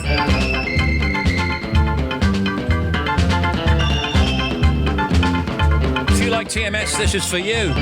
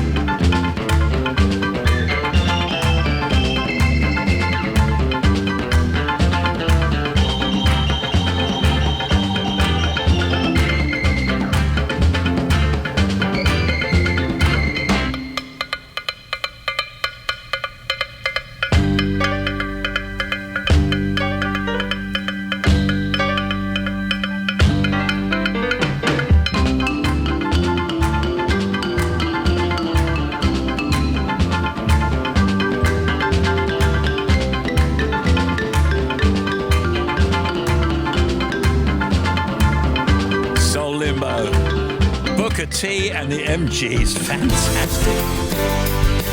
Absolutely marvellous. Coming up on the Big Show News, then sport, a dusty frenzy, and then the jock-in.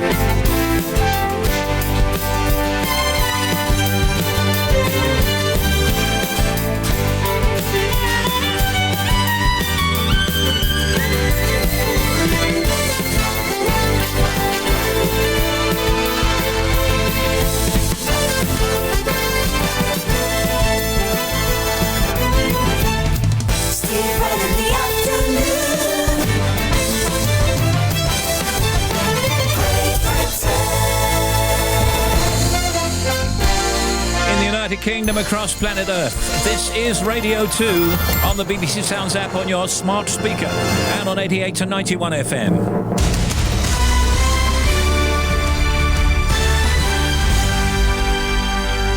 BBC News at 4 o'clock. This is Justine Green. Police Scotland say an officer who was stabbed in Glasgow city centre is in a critical condition in hospital.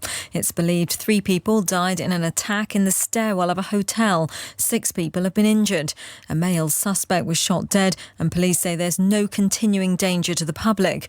The hotel has been closed during the coronavirus pandemic and was being used to house asylum seekers.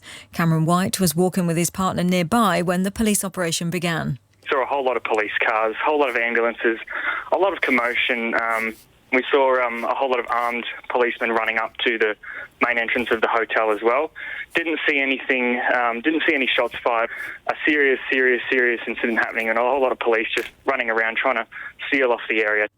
Boris Johnson has warned that if people take liberties with social distancing guidelines, it will risk a second peak of coronavirus cases. He said that had been the pattern in other countries as they emerged from lockdown and added it was crucial that people take the right approach when restrictions are relaxed in England next month. There were big crowds on beaches on the south coast yesterday. The Conservative MP for Worthing, Tim Lawton, says tougher action is needed. Certain areas which are completely inundated. The Bournemouth Beach yesterday, 500,000 people going to Dorset. They have got to be designated as out-of-bound areas on a temporary basis, and that people will be penalised, fined or whatever if they breach those conditions. And I'm afraid we've got to get tough on this. The Metropolitan Police Commissioner Cressida Dick has said her officers have a duty to break up illegal street parties. She said it was unacceptable that objects were thrown at officers when they dispersed gatherings in Brixton and Notting Hill on recent nights. A teenager has been jailed for life for throwing a 6-year-old boy off a balcony at Tate Modern in London last year. Jonty Bravery, who has a history of mental health problems, had pleaded guilty to attempted murder. A judge at the Old Bailey said he would serve at least 15 years in prison.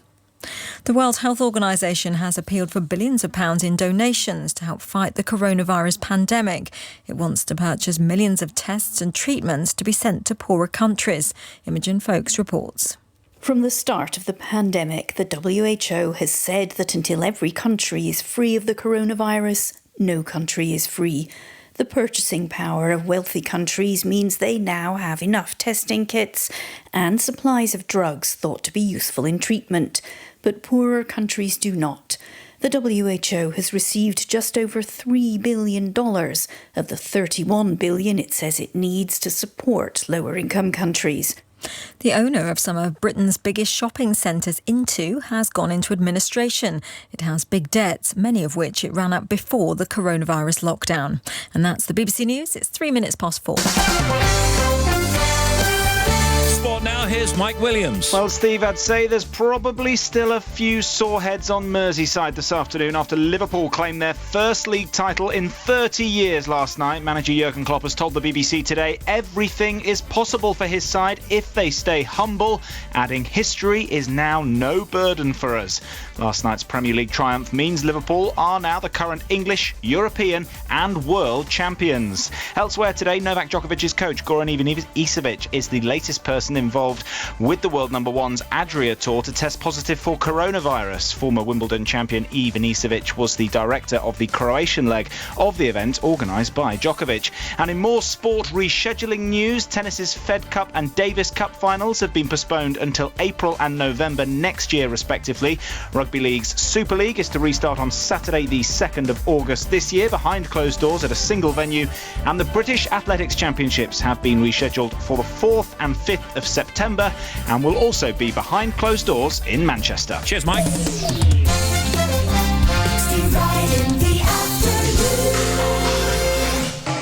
It's a dusty Springfield frenzy.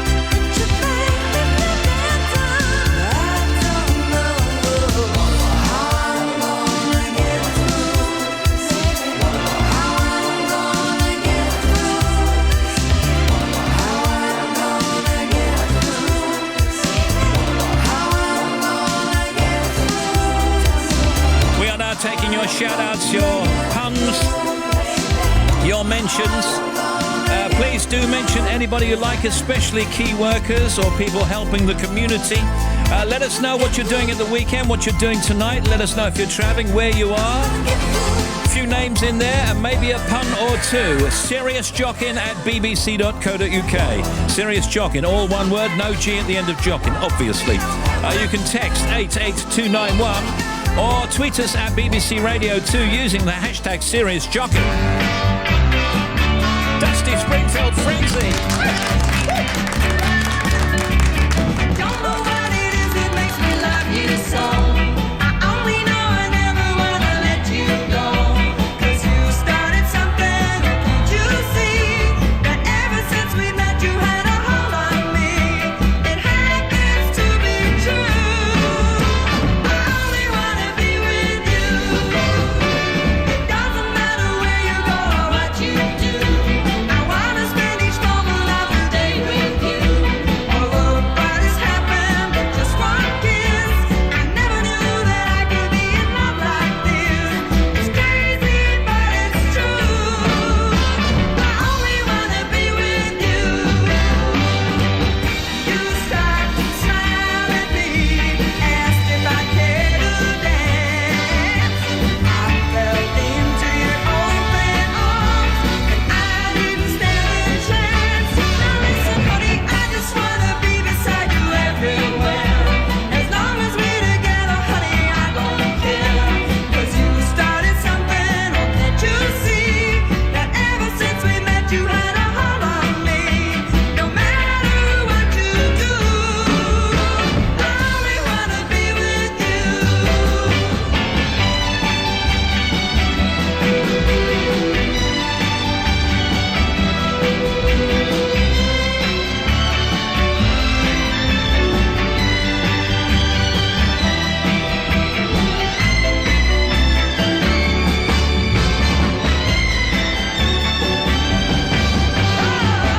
You stopped and you smiled at me, asked if I cared to dance.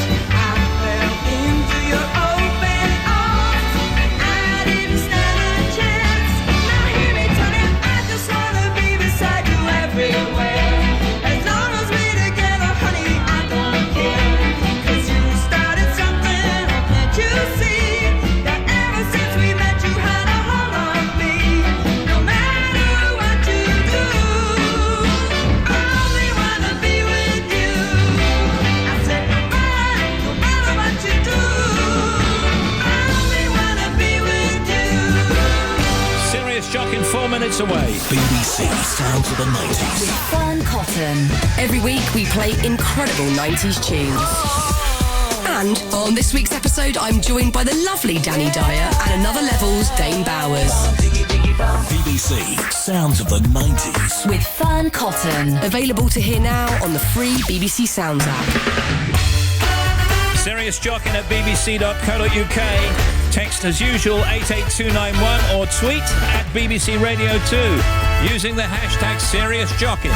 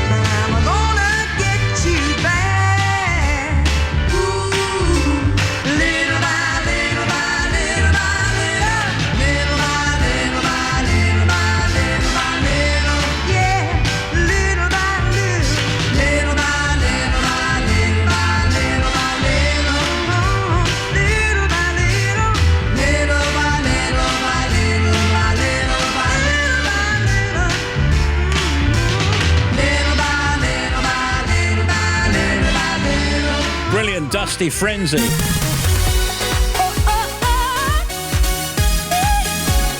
Wright in the afternoon. BBC Radio 2. And Bobby Pryor. Steve, thank you. First of all, to Moira in Northern Ireland, the M1. Now, that overturned vehicle is still there, blocking 2 lanes. So if you're heading through, just beware, it's slow, but you can get past it.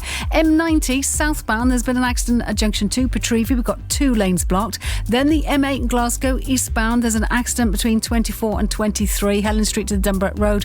There's still a lane closed there as well. And the M6 northbound, the accident 39 to 40 is still there towards Penrith with 2 lanes shut.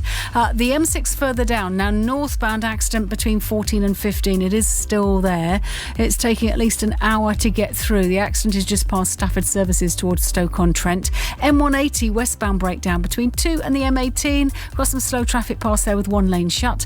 M40 heading south. This is 13 to 12 at Warwick Services. No fuel at all, but you can still use the services. And the M25 clockwise across the top. 27 to 28 is where we had the earlier lorry fire, but the back of the queue, well, it's almost to junction 24 at Potters Bar, so queuing all the way around. Also, southbound M11 is queuing for about 6 miles to get onto the M25 as well with all that congestion. And what's having an impact on that is on the North Circular, the A406 really, between the A10 and the A13. People are using that route, it seems, instead.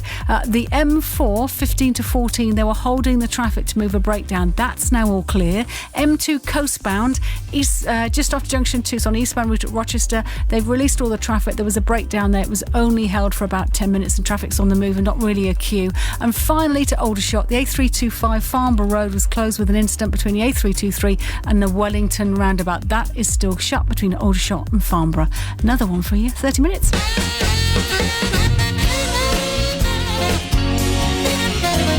Steve Wright in the afternoon. So the forecast now with Ian Dealey. And with the time just coming up to 4:15, it's today's serious jocking forecast. Oh, marvellous.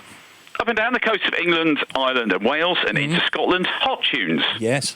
Also expect a high-pressure sound system. I should hope so. You'll need sunglasses, a hat and Factor 50. Yeah. Oh, yeah? As we get into the 45 minutes, the outlook is for banging floor fillers. Yeah, I heard that. Then a little bit cooler as we head into the Calvin mixes.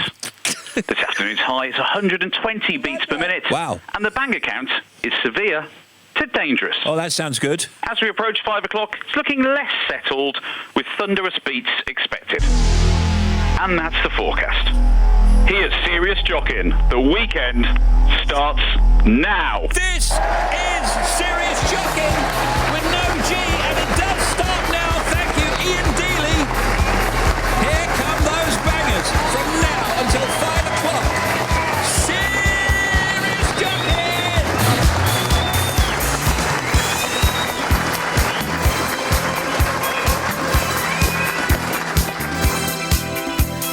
People everywhere, sense of expectation hanging in the air.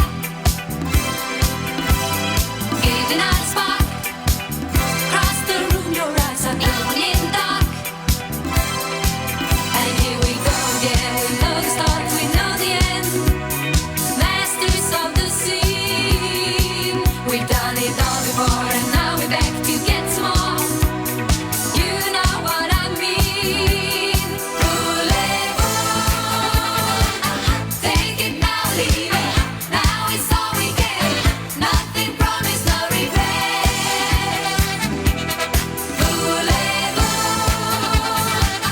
Made a big decision. You know what to do. Like it's just a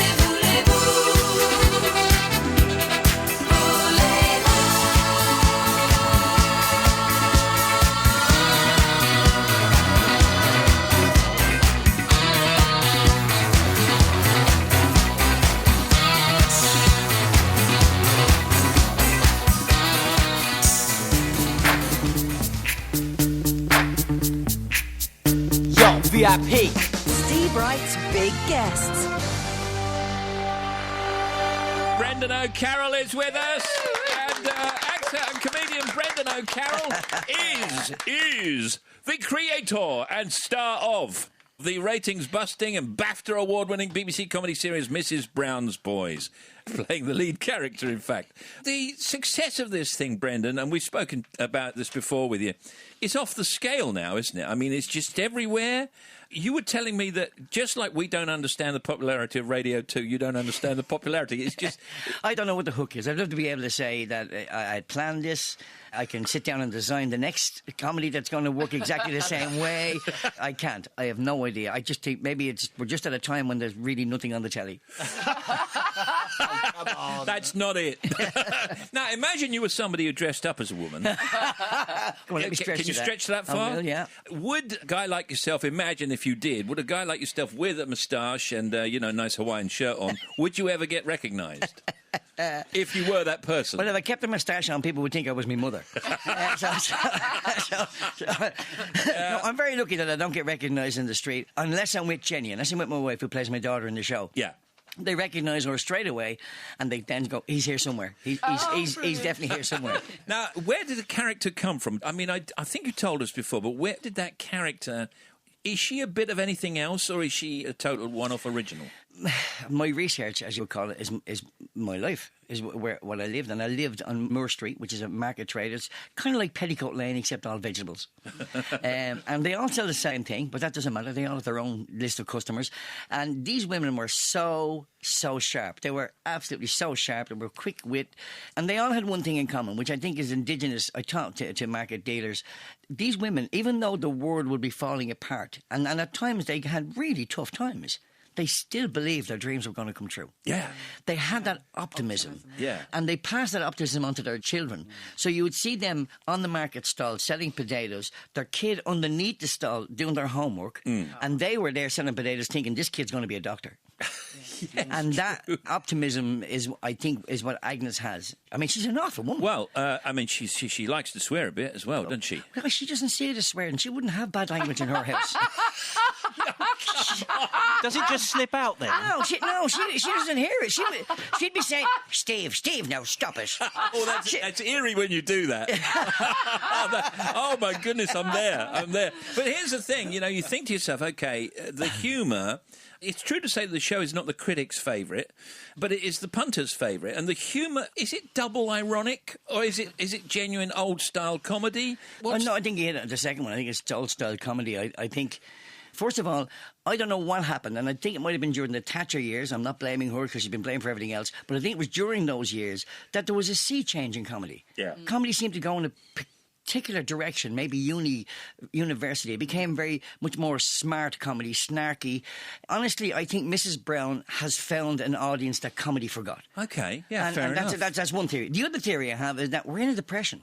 Comedy-wise, when we get into a situation when we're in a depression or we get nostalgic. We remember the summers as being longer, as Christmas as being brighter, or less commercial. And all we got was an apple for Christmas, and we were so happy, And we do all that. And if you watch advertising, because advertisers are usually ahead of everybody else, the advertising agencies, some ads are in black and white now.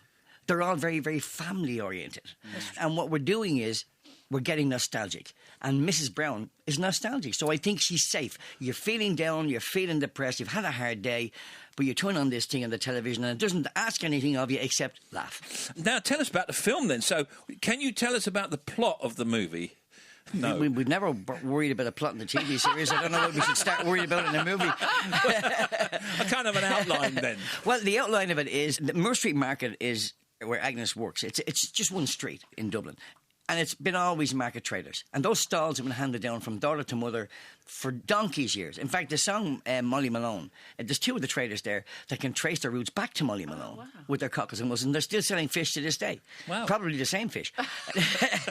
The plot of the movie is that there's Russian mafia, developers, banks, and politicians who want to close down Moore Street and develop it into a big shopping mall, which is the future of all cities. If that happens in Dublin, we will become like every other city in the world. I was in a tour of Australia I just finished a tour of Australia, and I was in Sydney, and I walked into a mall in Sydney, and I could have been at home in Florida, I could have been anywhere in the world, all the same. And if that happens to Dublin, I'm not saying we're different to anybody else, but we're small, and there's something about us that we've got a bit of soul, and that's reflected in places like Moore Street. And if that was to close down, well, it'd be the end of the city for me. And she's fighting that. Okay. She's trying to stop that. Here's a question for you. Will this movie go to America? I think so. I think there's too much money involved not to. Whether it's funny or not, they won't care. They just want to get their money back. But I think it'll go to America. Whether it travels or not, listen, I didn't think it could get past Birmingham, you know. The fourth series of the TV show is due in 2015, so when are you going to start making that?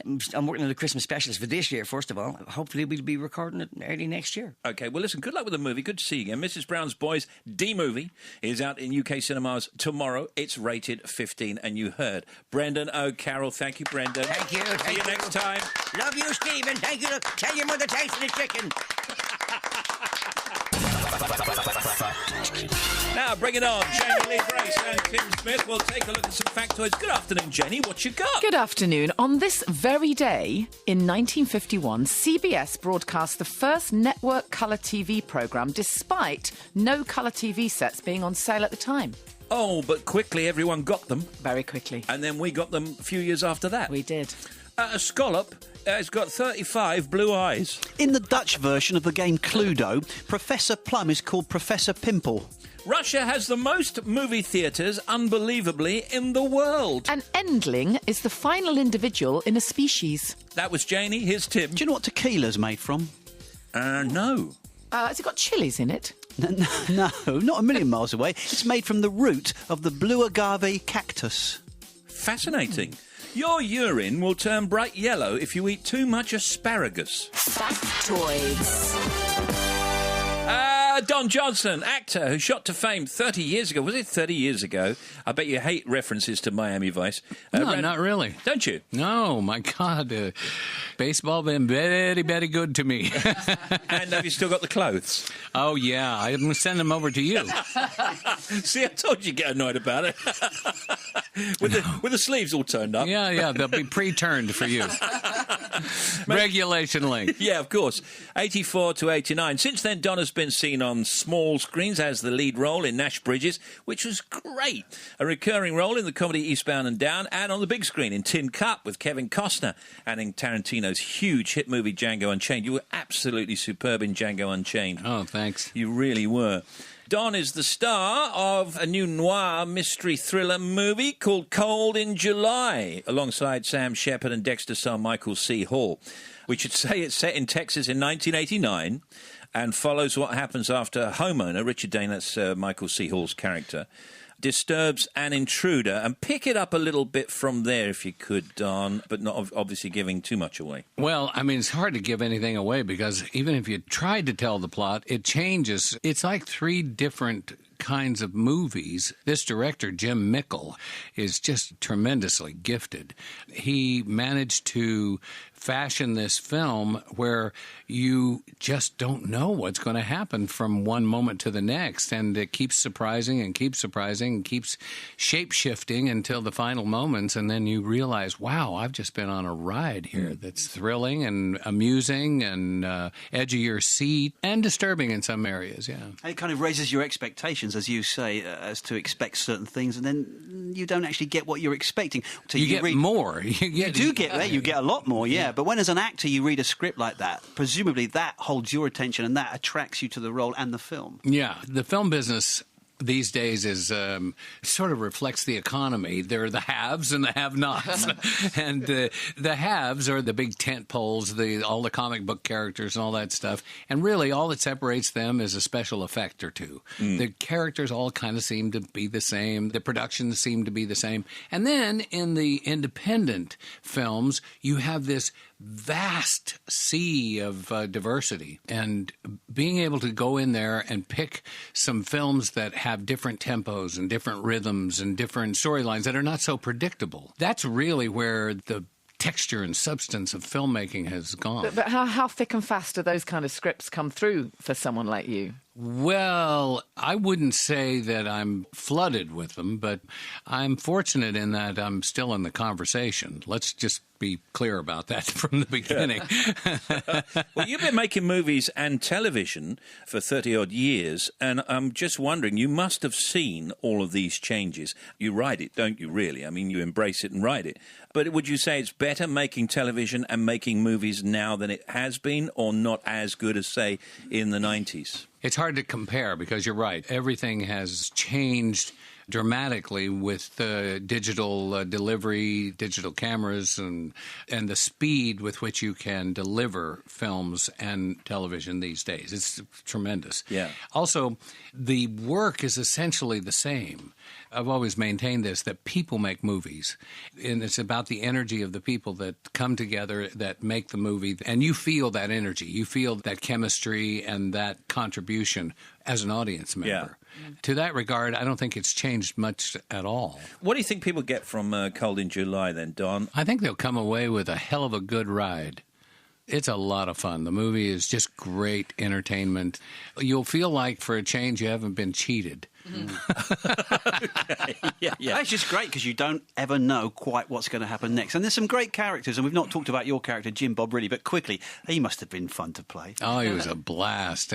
He's an amalgamation of a lot of characters, a lot of people that I've known, Texans and people that thought they were Texans, and pig farmers, because he's a pig farmer. And I've known a lot of pigs in my life. Yeah, I read about that. And he was a fun character. The author, Joe Lansdale, the film's based on a book of the same title by Joe Lansdale, who has a series of books. And my character, Jim Bob, shows up in several of the books in the same capacity, in that he comes in and solves whatever the issue is. He's a private detective, pig farmer out of Houston, Texas. He gave me the clue to the character. He said, Jim Bob never met a problem that he couldn't solve, and probably wouldn't know a problem if he met one. I'm actually hearing a sequel. It could be a sequel? There are rumblings about that. They're doing the whole series of Lansdale books. You know, with the right inducement, I could be coerced into reprising the part. I understand. Yeah. You can see Don Johnson in Cold in July in cinemas across the UK from tomorrow, rated 15. It was Don Johnson, everybody. Thank you, Don. Thank you. Cheers, all you drinkers. Ask Elvis is here. And, we were just talking about, because Elvis loves on the buses, and he was just impersonating Blakey for us. I hate you butlers. Isn't that amazing? Thing, yeah. There you go. All right. I thought he was in the room myself. So Elvis is here. We've got some phoners, and we got some questions from people that have written in and all kinds of stuff. Should we go to a phoner first? What do you want to do first? Yeah, go to a phoner first. Why not? Jenny, how are you? I'm very good, thank you, Steve. Good afternoon. Where are you? I'm in Cardiff. Okay, and Elvis is in the building. Look. Hello, Elvis. Hello, Jenny. I need a definitive answer for this, okay? This is a question that's been going around for 20-odd years. Yeah. If you're travelling in a car on a motorway at 70 miles an hour, and there's a fly in that said car, what speed is the fly travelling at? Brilliant question. I guess you mean its overall speed as opposed to its speed relative to the car. It's all relative, Jenny. Yeah. Well, the fly, if it were hovering stationary to the car, would be traveling at 70 miles an hour, exactly the same as the car is. But it wouldn't be. It would probably be going around in circles. And its normal flight speed of a fly is 4.5 miles an hour. But you got to bear in mind that, of course, it'll be going round and round and round in circles. So at any given time, its overall speed will be somewhere between 74.5 miles an hour and 65.5 miles an hour. But it wouldn't know or care, would it? No, it wouldn't know. Especially after I'm after it with the flit. It wouldn't want to go out of the window for a bit of fresh air, I Well, guess. if it went out of the window for a bit of fresh air, then it would probably be hit by a gust of wind, because it would be hit by the wind, which would be traveling relative to the car at 70 miles an hour, because the car is passing through the air at 70 miles an hour. Spectacular answer.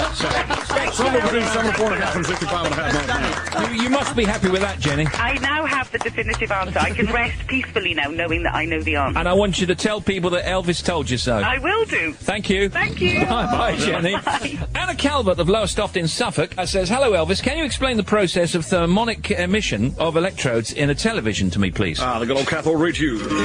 You don't get many of those anymore. They are falling from favor.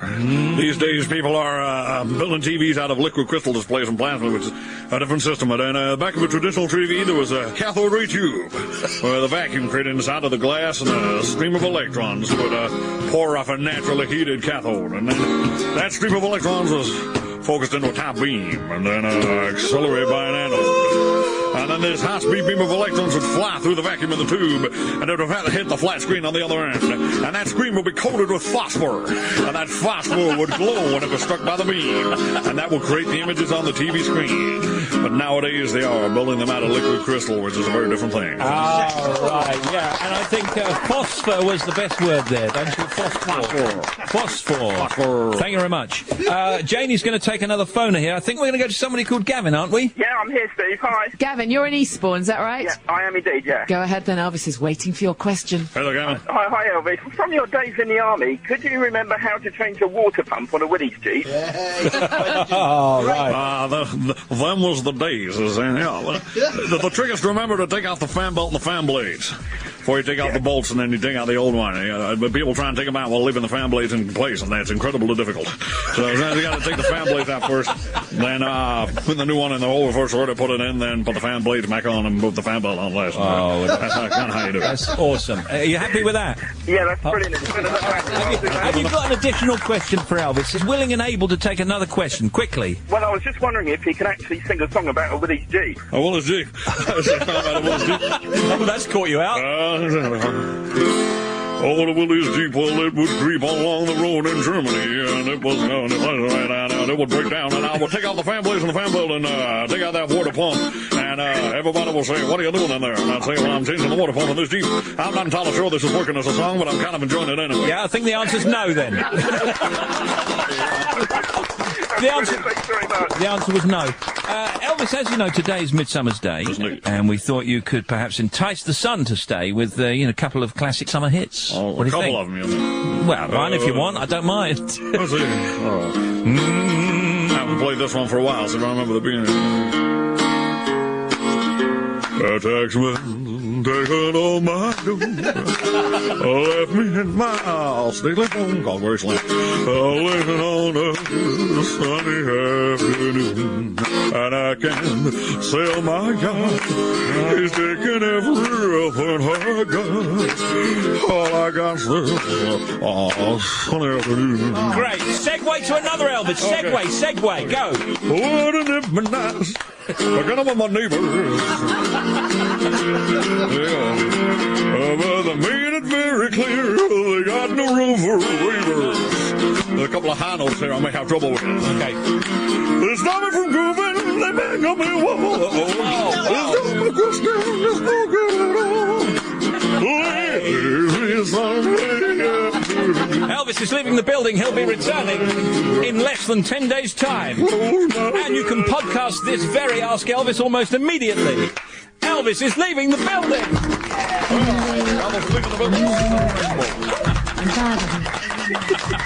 Elvis has left the building. Well, why are you still speaking then?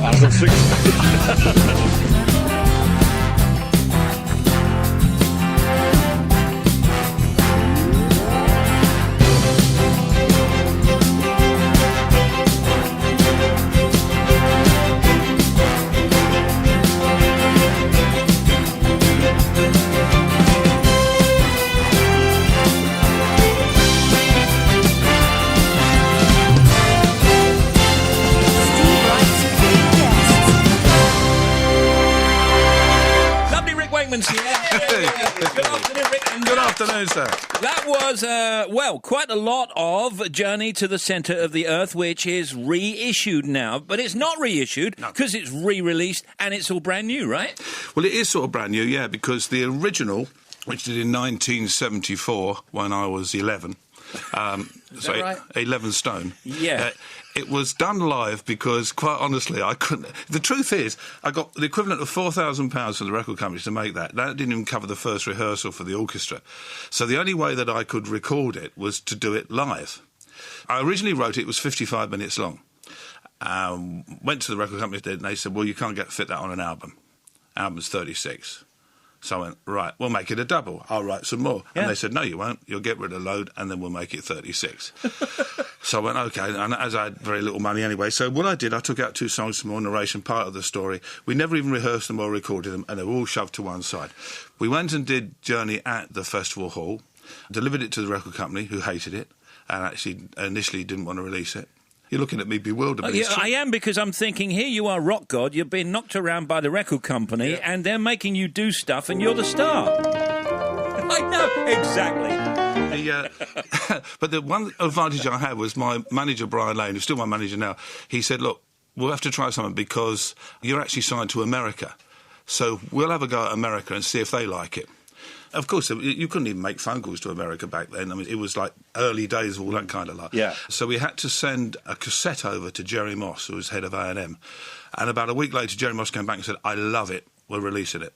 Wow. And so it went out, and the interesting thing was, it did about 12, 13 million or something. And when they gave me my gold disc... You go back to the guy that said he didn't like it. Well, he was the guy who gave me the disc at Midem Festival down in France. And it was absolutely brilliant. And I will clean this up a little bit. He stood up at the microphone, there's all the press, he said, every now and then something arrives at your desk and you know you've got something special. When Journey to the Centre of the Earth arrived, we knew we had something really, really special. And it gives me great pleasure to hand over this gold disc to Rick. And we're just so pleased that we recognise what a talent and amazing artist were. And as I walked up, he turned sideways and whispered in my ear, and I will leave out an adjective, he went, don't you dare. So, were you nice? I was very nice, because my manager said, listen, you want to do the next album, don't you? Yeah. I actually have a copy of it at home, the original, and I'm so glad to have this. I don't think you can say one's better than the other, just kind of different, really. The thing was, it was quite interesting. We only ever did 3 shows in the UK, 2 at the Festival Hall and 1 a garden party at Crystal Palace, and that was all we did. We then took it abroad. We did 18 shows in America, Canada, went to South America with it in 75, Australia. We just played it anywhere where the orchestras would. We had great, great fun. And then, without going to a long, boring story, all the music went missing. All of it, all the orchestral music. Now, this is before days of computers and storing stuff, so we were stuffed. We couldn't do it again. And then what happened, a very weird thing, about, 7, 8 years ago now, a big sort of packing case turned up at my house, which came from Australia. We think we know where it came from. And it was full of music. None of it was mine. And I kept taking it. I go, what the hell's this? Where does it all come from? And at the bottom was a very, very badly damaged conductor's score of Journey. But it was like paper mache, it had been water damaged, it was just in one chunk. Yeah. So I spoke to Guy Prothero, who's a musicologist, also my conductor, runs English Chamber Choir, and he said, don't do anything with it, get it to me as it is.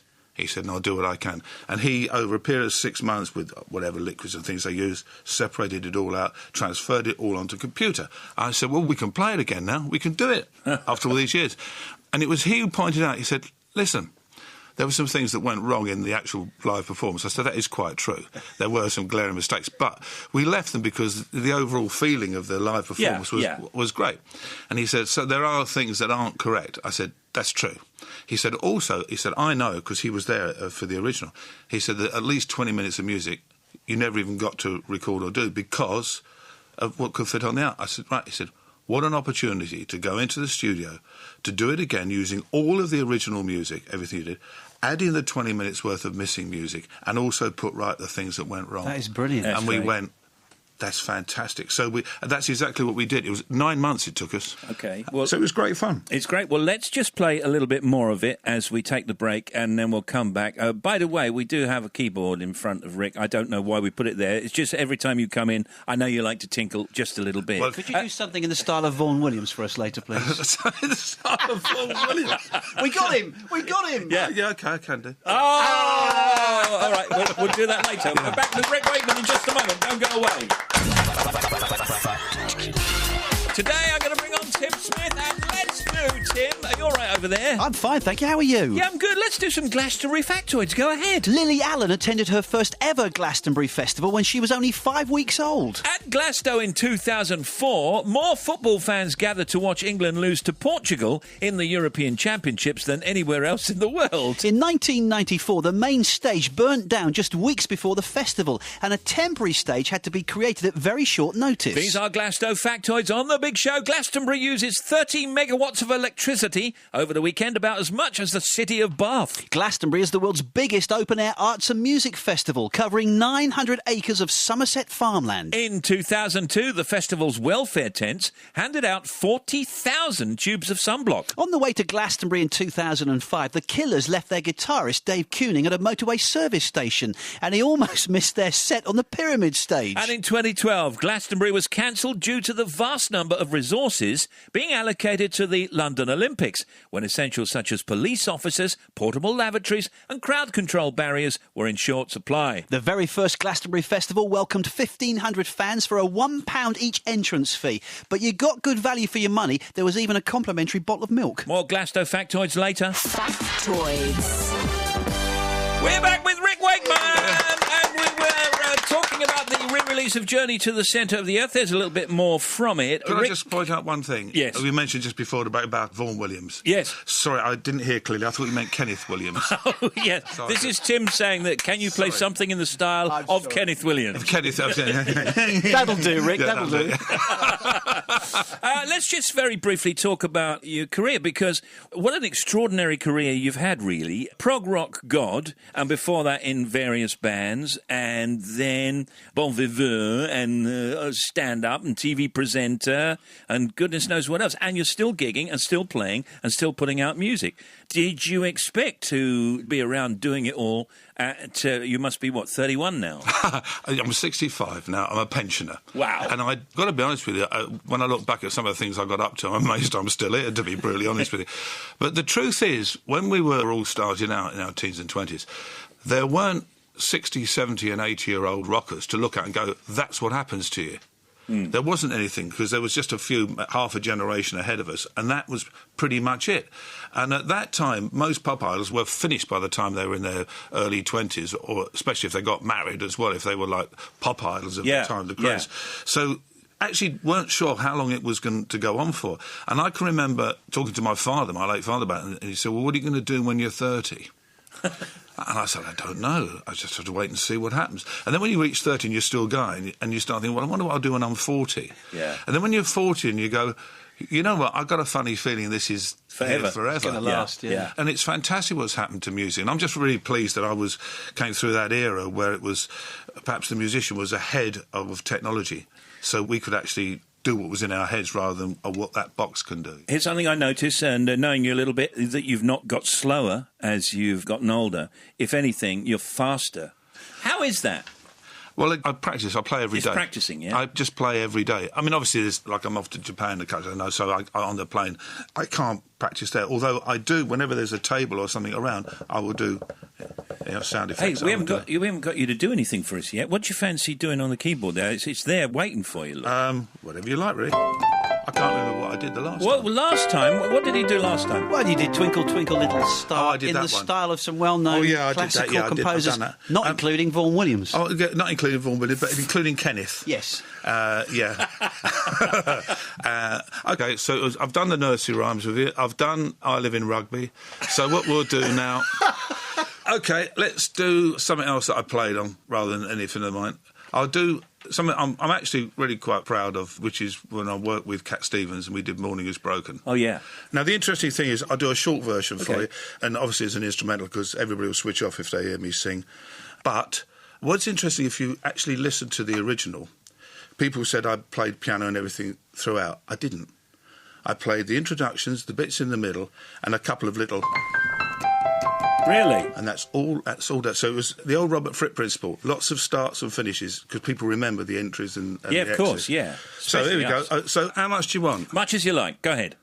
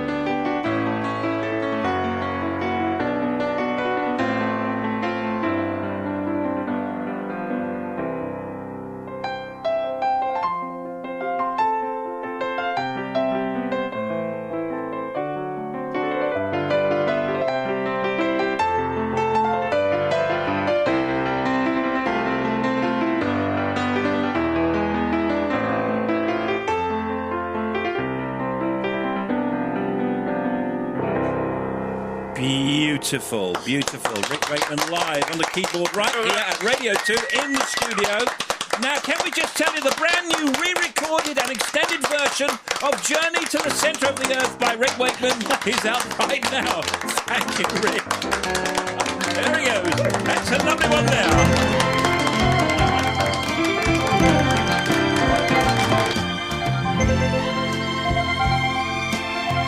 I am a lineman for the county, and I drive the main road, searching in the sun for another overload.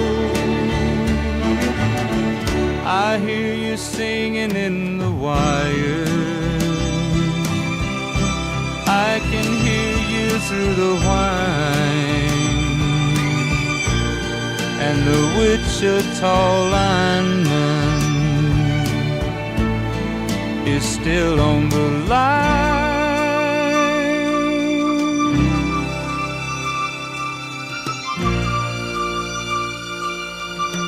I know I need a small vacation, but it don't look like rain.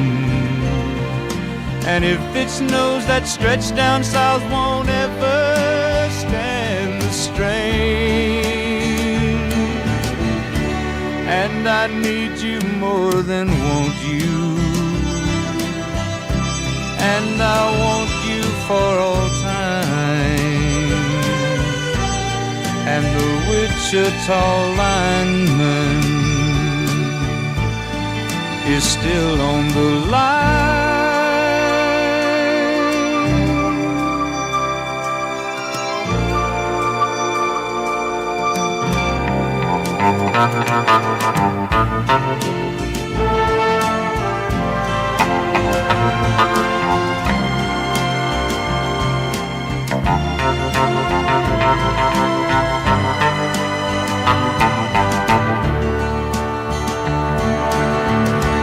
And I need you more than want you, and I want you for all time. And the Wichita lineman is still on the line.